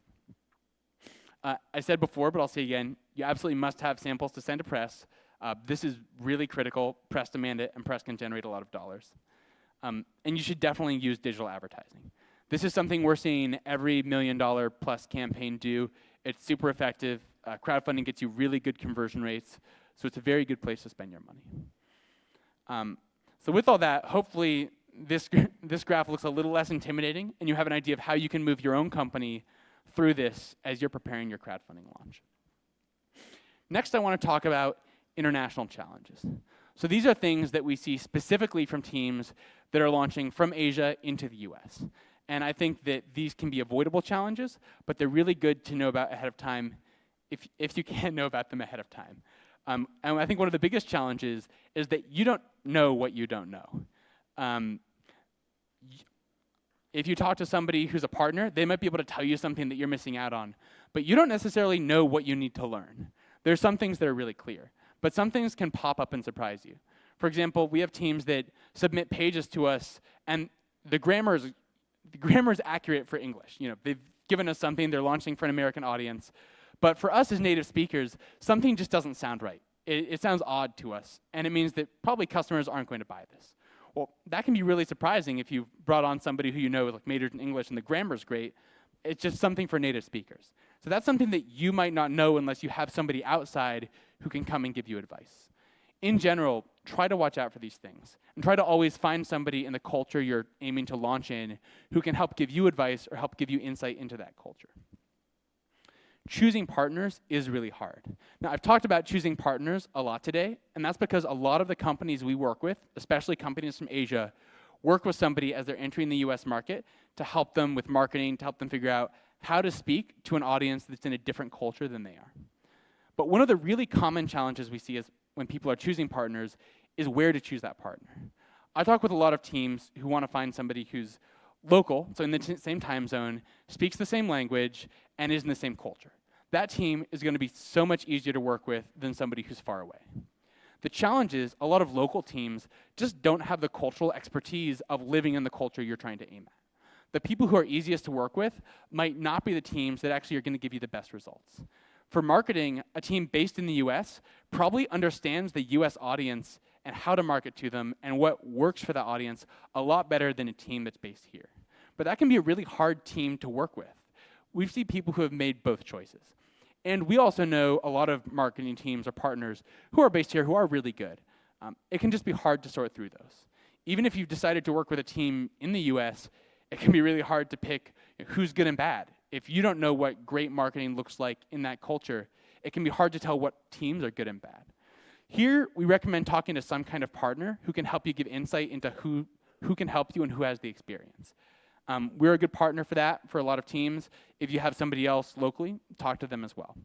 If nothing else, we recommend really talking to any partner you're considering and asking to speak with teams they've worked with and get those references.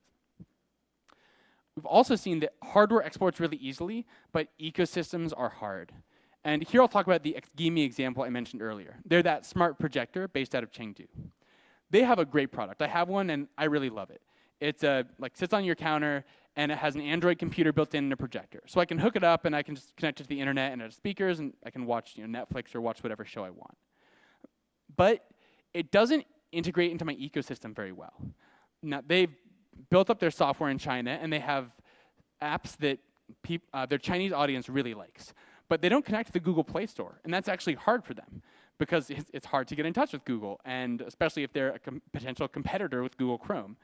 So their US customers really want better software, but that's a hard thing to integrate. Even if hardware ships and you can get a unit to a customer, integrating into the ecosystem is a lot more challenging. I know for me, I like signing into things with Facebook or signing into things with Google. It's a really easy ecosystem for me to work with. But those can be really challenging if your software team for your local product is built around an entirely different ecosystem. Customers also behave really differently in different countries and across different channels. And this can be really challenging if you're trying to build up your own customer support team. It may be that your team here is great and you respond to customers really quickly. But once you add customers in a different time zone and in a different culture, you might need to change what kind of support you're offering customers based on that. And even customers in different channels can work differently. I know from companies that have used us in Amazon, they have to treat those customers really separately. Amazon has a really great return policy. If you buy something off Amazon, you can just send it back, and they pretty much have to accept it. But it means that if your product isn't working, like you're an early stage company, it's your first time in this market, if anything doesn't work, your customer is just going to ship it back.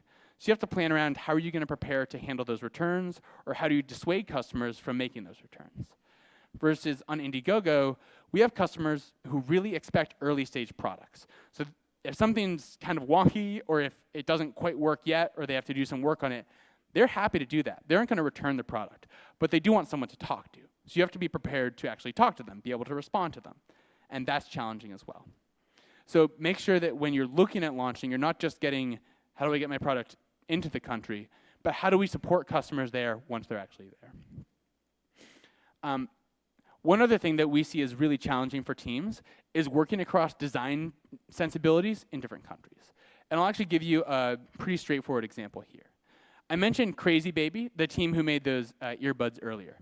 So these are two different campaigns that they ran. Their first one was, the campaign page was built by their team in China. And it has a very Chinese flavor to the design sensibility and how they're selling the product. They're really focused on the features of the product. How is it actually technically better than its competitors? They focus on how it works. You can see them going into some specs. Now, it was a really successful campaign. They raised almost $900,000 and the product was really popular. But for their second campaign, they actually worked with a US-based agency. And they built a much more American style of marketing. They told a story about how their product fits into a customer's life. They focused a lot more on narrative, on how it fits into someone's lifestyle. And that campaign raised almost $3 million. Now, they're different products, and I'm not saying that in every time that's the cause of everything. Obviously, different products have a different impact as well. But one thing that can be really challenging is if the culture you're marketing into likes different things than you, the designs that are actually the best might look bad to you. Like you might look at a design that works really well for Americans, and it might just look, you're like, this doesn't have enough specs. It doesn't talk enough about the features. It can feel bad, and you have to let something launch that might feel bad to you because it's what's best for the audience you're aiming for. And that's the challenge of marketing across cultures. And the final challenge, and I think that this is one of the biggest challenges for companies that are trying to launch globally, is access to customers. I think designing for specific customers is a really effective tool to making products that they're going to fall in love with. Your challenge here is that those customers, if you're aiming internationally, are just hard to access. How do you talk to people from a different culture and build something around those needs if they are not here? There's no clear way to overcome this challenge. Crowdfunding is a great way to talk to people early. You can sell a product and get early adopters from our audience, who's mostly in the US or other English-speaking countries. You can go and call up and try to just find people in those countries and talk to them. But this is something really important to think about, even when you're just at the design stage of the product. If you want to launch internationally, how do you find those customers, and how do you identify those needs? Now, I know I've talked about all the challenges of how hard this is, and I hope it's not too intimidating, because we know there is a really big market for this. In just the past year and a half, we've helped teams from Asia raise over $65 million launching internationally. Over $12 million campaigns, and hundreds of thousands of customers, and moving hundreds of thousands of units. So there is a really big market here. There are companies who are doing this, and they're doing it really successfully. So while I know I've talked a lot about the challenges and how hard it is and the amount of work that goes into doing this, hopefully I've also inspired you to think about what your company can do internationally and what opportunities there might be for your company abroad. So thank you so much, and if you have any other questions afterwards, please find me.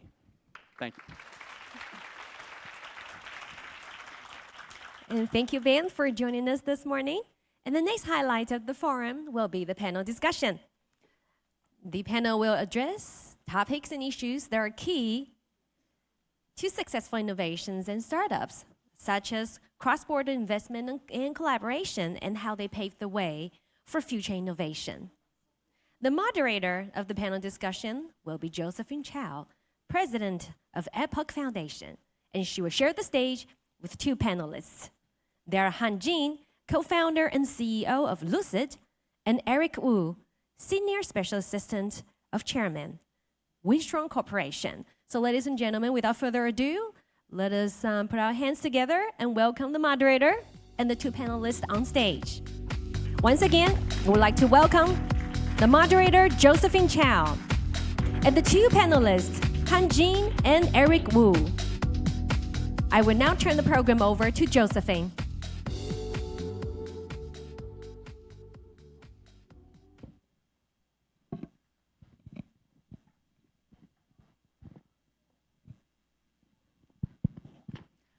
Good morning, ladies and gentlemen. It's my great pleasure to join with Eric and Han on stage to share the story about cooperation between startups and big, or I should say mature, corporation. Oops, I forgot to mention about successful. So I forgot to mention we are going to share successful story about big corporation and startup. But frankly, it's not a successful story. We are going to share it's not only romantic story between big corporation and the startup. We also would like to share some inconvenient truths as well. So before the sharing, I would like to introduce the panelists first. So Eric Wu, MC, just announced his title. Officially, we will call him Senior Special Assistant of Chairman. But his real role for Wistron, he is a search engine. Search for potential startups. For working with Wistron. So if you start up your company or you intend to co-op with Wistron, don't forget, exchange business card with Eric later. And Han Jin. Han is of course, the co-founder and the CEO of Lucy VR. And back to 2015, Apple Foundation, we invite Han to participate in our program called a Startup Global Program. And this program, we invited Han to Taiwan. That's back to 2 years ago. And then this year, Han, he was selected as Inc.'s 30 under 30 just a couple months ago.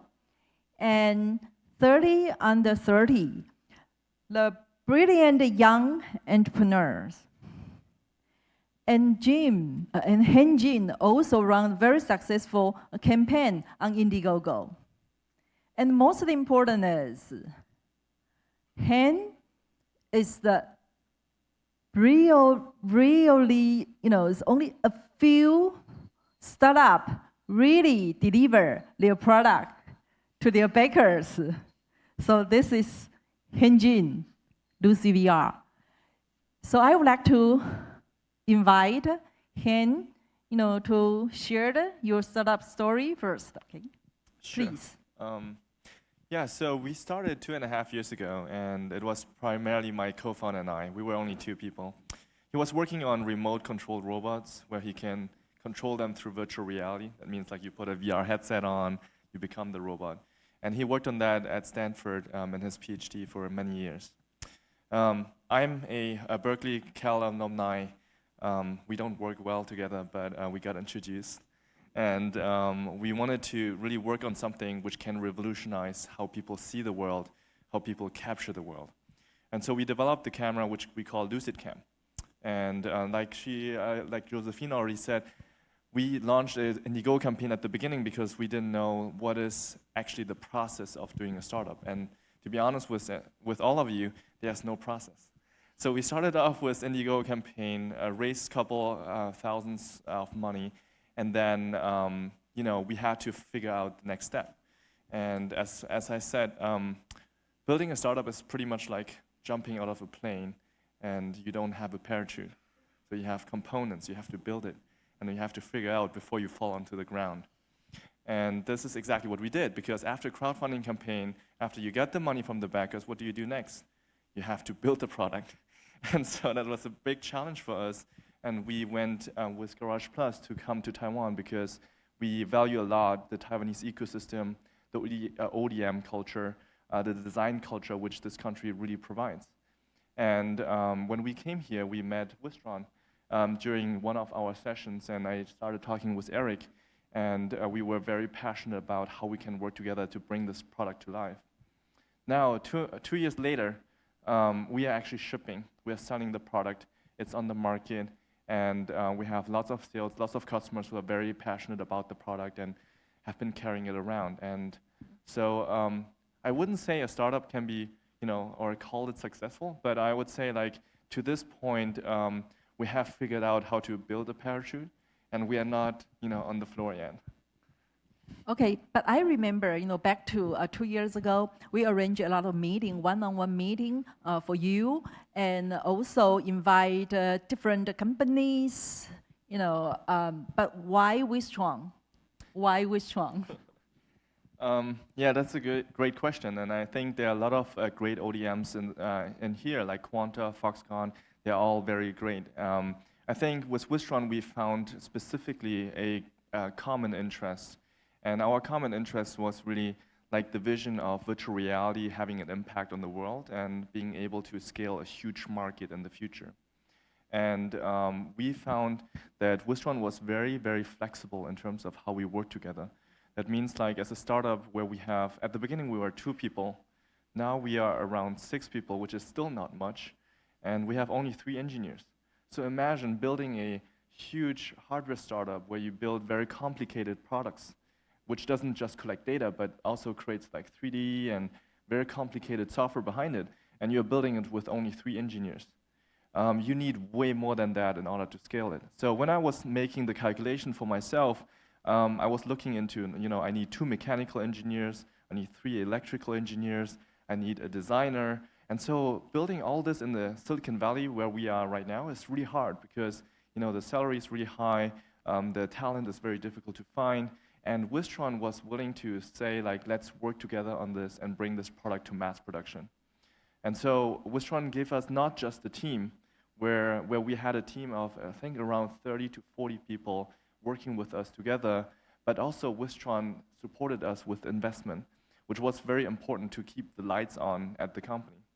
And to look back from now to where we started, I think at that point when we had a working prototype where you start with a crowdfunding campaign, there is so much more to a startup, so much more to get to mass production than you believe. Most of the startups die between the crowdfunding campaign and the mass production and shipping to the customer. And I'm just too frank here, but I just want to be honest about that because a great crowdfunding campaign doesn't necessarily mean that you will be perfectly successful with it.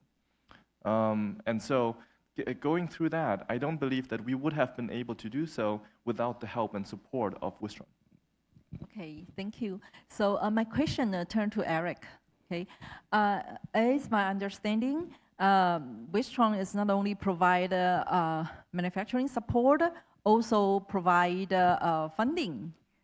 I'm curious about why, because through our program we have so many international startups come to Taiwan and talk to Wistron, but why you select Lucy VR? Why?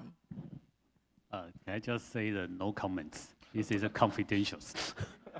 Actually, I want to say that it's not only in Wistron. I think the most of Taiwan this ICT company actually they are doing the same similar things as us.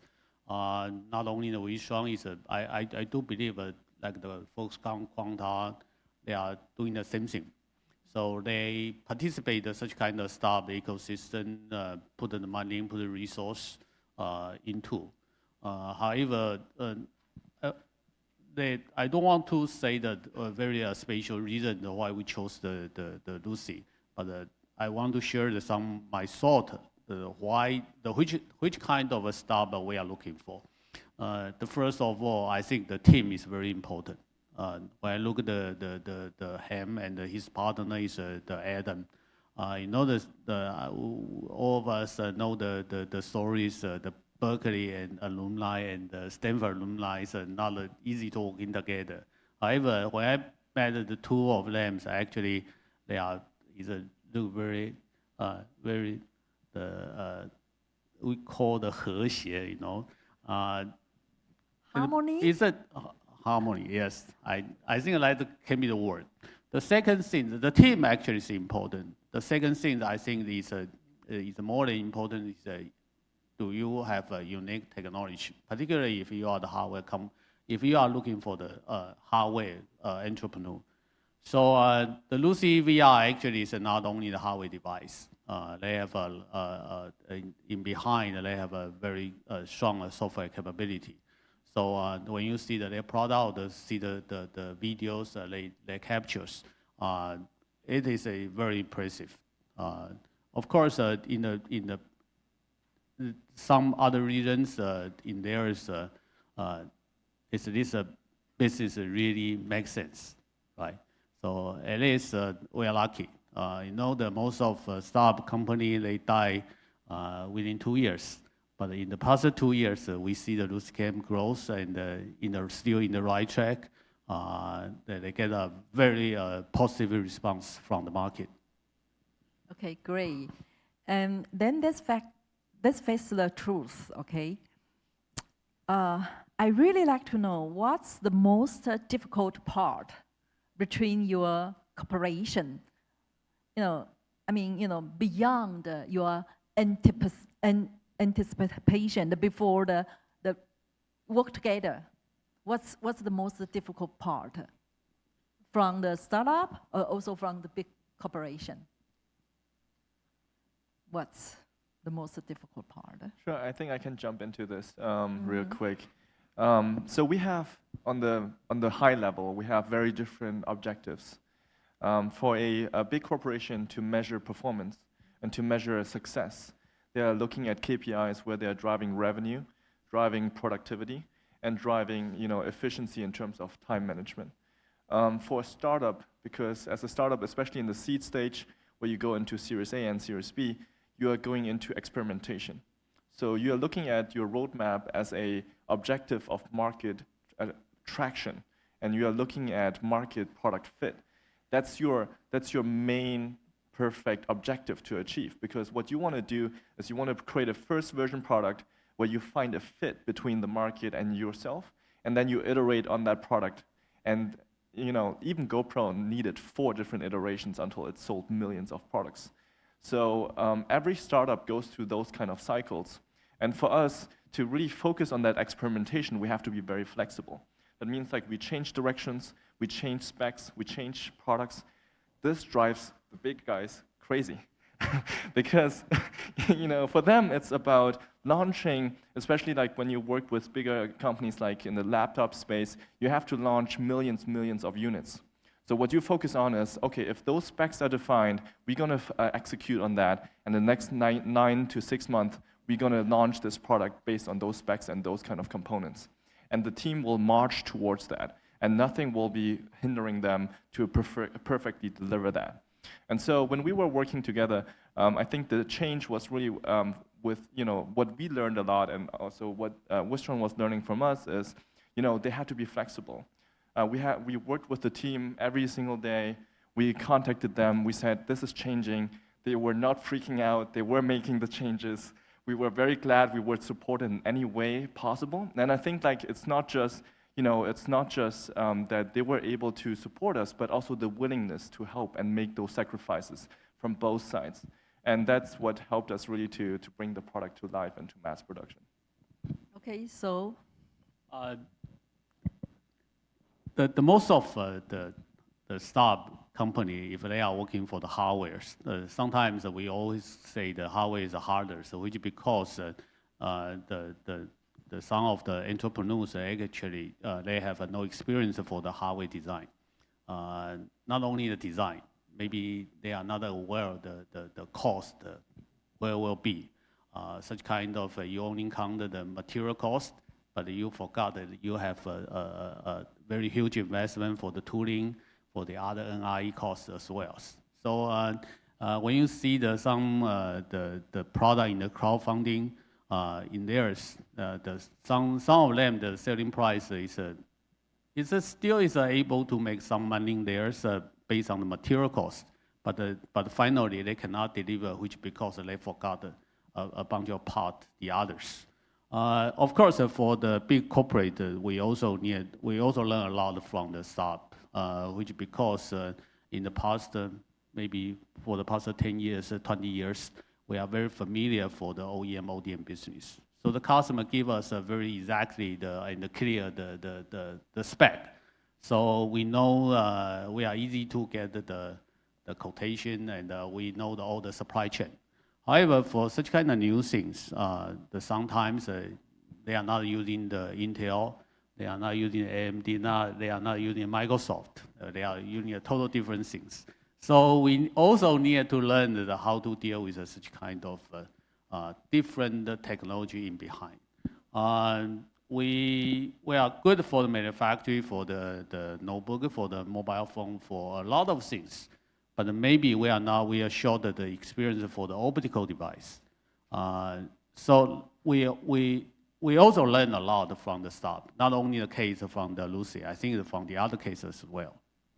But I want to add a little bit to it, because I think for us, or for both of us, it was a strong learning process, because as a startup you build prototypes, which means like 5, maybe 10. It's very different if you build 10 of them or thousands. So we had to learn so much about the difference between how to scale the assembly of building thousands of those units versus just one unit in our laboratory. And so those kind of learning experiences is where both partners have to work together being willing to have new experiences, new learning experiences, and then bring that also into the organization where they make their own changes, which means we learn to be better on time, better on schedule, driving better milestones, delivering better results. And I think on Wistron's side, what they did a great job with is, they became way more flexible. They were looking less on, we have to now produce thousands of those, but let's make thousands of them first well, and then we look into millions or bigger quantities of that. So why Wistron, decide join to the startup ecosystem to support startups? Why? This is not, very I think again, profitable I think business. I do believe the Wistron is not the only case in Taiwan IC industries. Actually, it's a lot of the corporate, they are doing the same thing. Some of them even more aggressive than us. But however, I think everybody knows in the Taiwan, particularly for the downstream manufacturing, for the electronic device, all of us are facing on the challenge for the less profit margins. So the other things is more important is the product life cycle actually getting shorter and shorter. If we back to the 20, 30 years ago, like desktop, we are using a desktop for many years, but now for the hand. Hand is no experience for the desktop. But in our age, I think we are using a desktop for 20 years.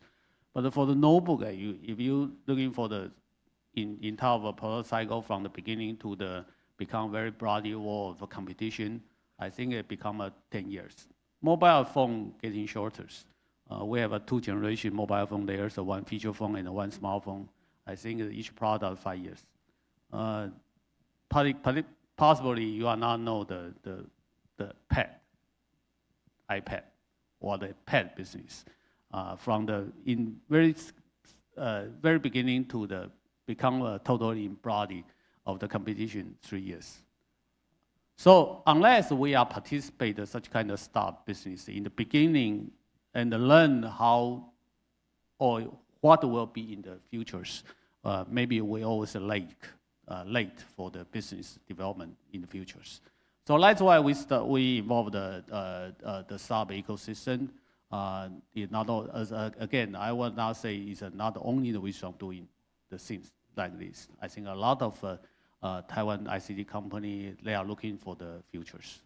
So we are aggressively, and it's great to have opportunity to work with the startup ecosystem. Okay, thank you. So, Ham, I know you with multi backgrounds, and you from Silicon Valley, with some Chinese background and even Europe background. And why you choose come to Taiwan to join our program, and then stay here to start up your business? What's your perspective from Taiwan? Sure.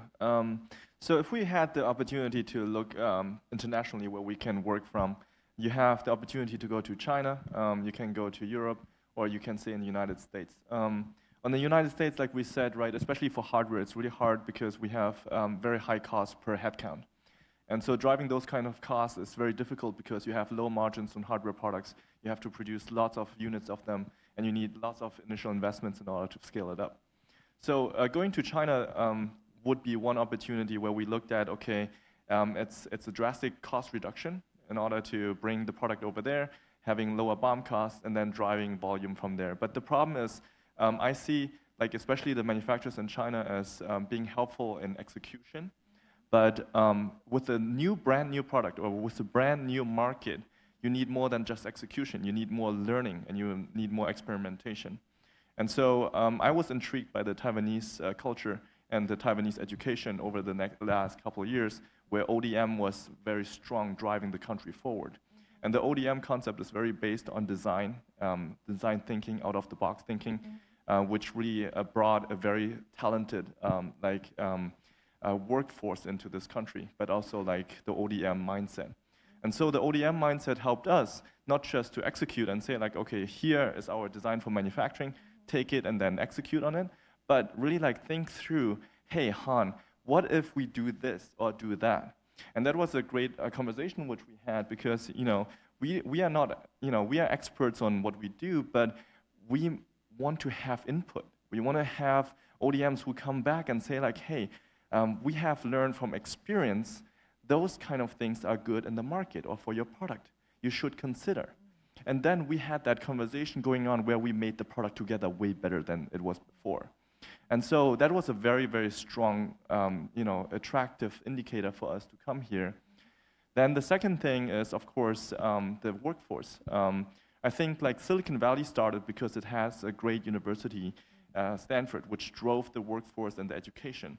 In Taiwan, I see the same. Like the Taiwanese universities are very strong in education, and so we have a lot of employees who are from Taiwan, and I have seen amazing performance and an amazing contribution from them in our team. And so for us, it was very important to have access to talents, access to engineers, but who are humble enough to accept and say like, let's work on this together, versus in the Valley we are facing more talents who are like, oh, I'm from Stanford. I'm going to do my own thing or something like this. But at the end of the day, a startup is more about working together as a team, as a family. And then the third part, of course, is the cost structure here in this country. We want to build our offices here. We want to expand from here. And it's way more cost efficient for us to drive that. And as a startup, you have to look at cost every single day. Yeah, thank you. So that's the question. And I think this is the most important part, both of you. Would you please give some like advices to the startup, from the different point of view? What if they want to, cooperate with big corporation, or what if startup want to cooperate with, a mature company? I met a friend yesterday in the Innovex in the hostelry.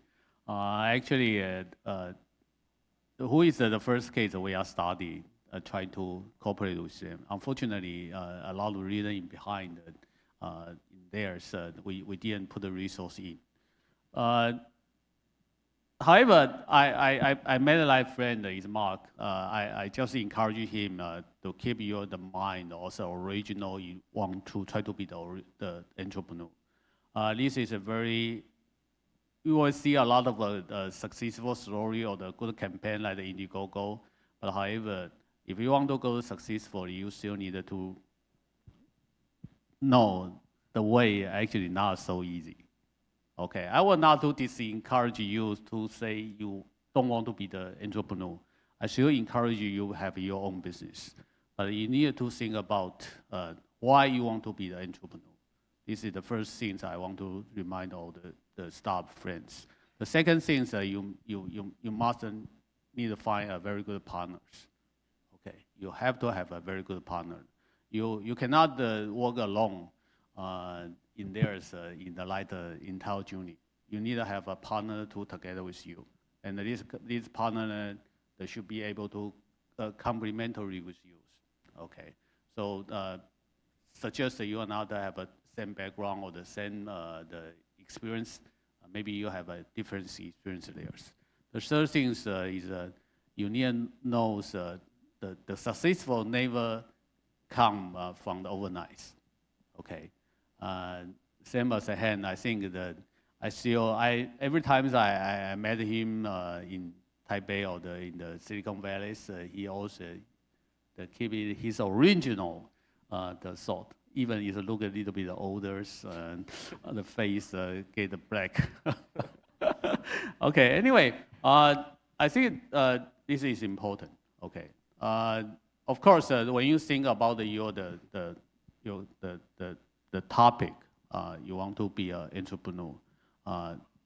First, the important thing is this really makes sense. Okay, it's a really makes sense business. You don't want to just have a crazy idea layers, but it's really difficult to be realized. It will be difficult to find the big corporate to work with you. Okay, from my side, I think some advice on for the bigger corporates. I think for the bigger corporates, what's really important is to learn from failures, being willing to accept failure. I know, in a culture where I grew up in Asia as well as Europe, so for me, like, failure is not an option. but growing up in a culture like that and then being educated in the United States really taught me that, failure is the only way how you can learn and progress and make actually advancement in innovation in general. And so being able to really reserve a certain portion of your budget in order to support failure, to support driving around experimentation is very, very important. Especially like when I look into the United States, which is having total spending per year of 2 to 3% into startups, which is VC funding, right? And that converts into 30% of the GDP, which those startups really drive. That's very impressive, and they are leading innovation in that way as well. And I think like in other cultures, as a startup nation and as well the culture is more adapting, this is very, very important to learn from and also adapt in own countries. That means like being able to assess risk, but also taking risk. On the startup side, as I said before, jumping out of a plane, I still go back to that comparison because I don't believe that you will be ever ready. There's no perfect timing for starting a startup. There's no perfect training to be an entrepreneur. There's no perfect process where you go step by step how you get there. It's more about taking the step because you have a passion for something. And that's where I go back to Eric, where he said, you have to understand why you're doing it. Because if you don't, and you just want to do it for fun, it's not that fun, okay? So at some point it gets fun. But I mean, like, really having a passion and having a vision and understanding the why behind you are doing a startup is so important for every single step, because you will encounter so many challenges which you have to overcome. And those challenges will drive you endless nights where you think like, oh my gosh, what have I done? And so overcoming those challenges, you go back to your why, and you ask yourself, why am I doing this? And because you are passionate about it, you will be able to overcome it and find a solution anyway. And so for anybody of you who is willing or looking forward to do a startup, I would really advise to just take the jump and being willing to take the risk and to do it. Because without the action you take, at the end of the day, you are just prolonging, and prolonging it will not go to the perfect timing or whatever it is. But you can make your own destiny by taking this step and actually starting the startup. Okay, thank you very much. So I want to echo two panelists in a foundation's point of view. Our foundation is funded by Taiwanese-based international company. And these companies, their concern is about Taiwan's industry, what's our next wave or prosperity of our economy. So through the international programs such as the Startup Global Program, we invite international technology-based startup come to Taiwan for cooperation. Last year, we invited 31 startup companies from 9 countries, and over 1/3, almost half of them, they did partner with Taiwanese company, or they did receive funding from our investor. So I think Taiwan is a very good place for global startup community to come here to enjoy our business culture, and we also provide friendly infrastructure. Not mentioned to the engineers, the human capital here is very open-minded. So before end up this section, I would like to show you a 1-minute video clipping from our foundation. Thank you very much.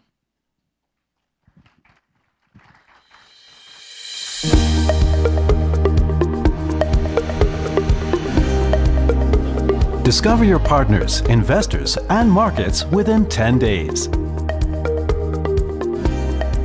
Most entrepreneurial in Asia.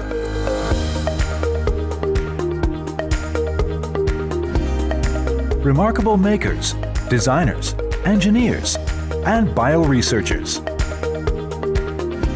Key players in global supply chain. Smart money. Global business capabilities. Safest and affordable place to live. Outstanding healthcare system and medical technology. They partner with Taiwan. Join us to make a difference. Start up in Taiwan.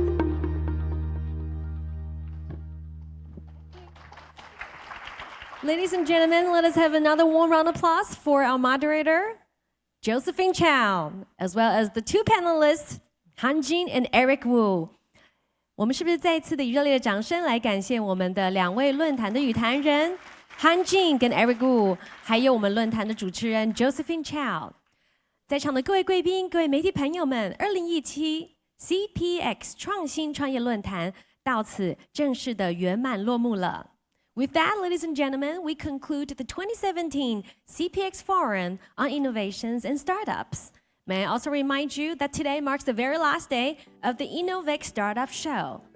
So if you have not visited the show, so make sure that you swing by today. It's located in TWTC Hall, Hall 3. So make sure you swing by the show if you haven't already done so. 在场的各位贵宾，在此提醒您，今天是 Innovex 展区最后一天的展出。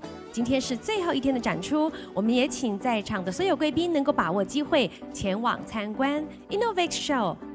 展出地点位于世贸3馆。今天是最后一天的展出，我们邀请各位贵宾能够前往参展，与我们一起共襄盛举。今天的活动到此圆满落幕，敬祝各位贵宾参展愉快。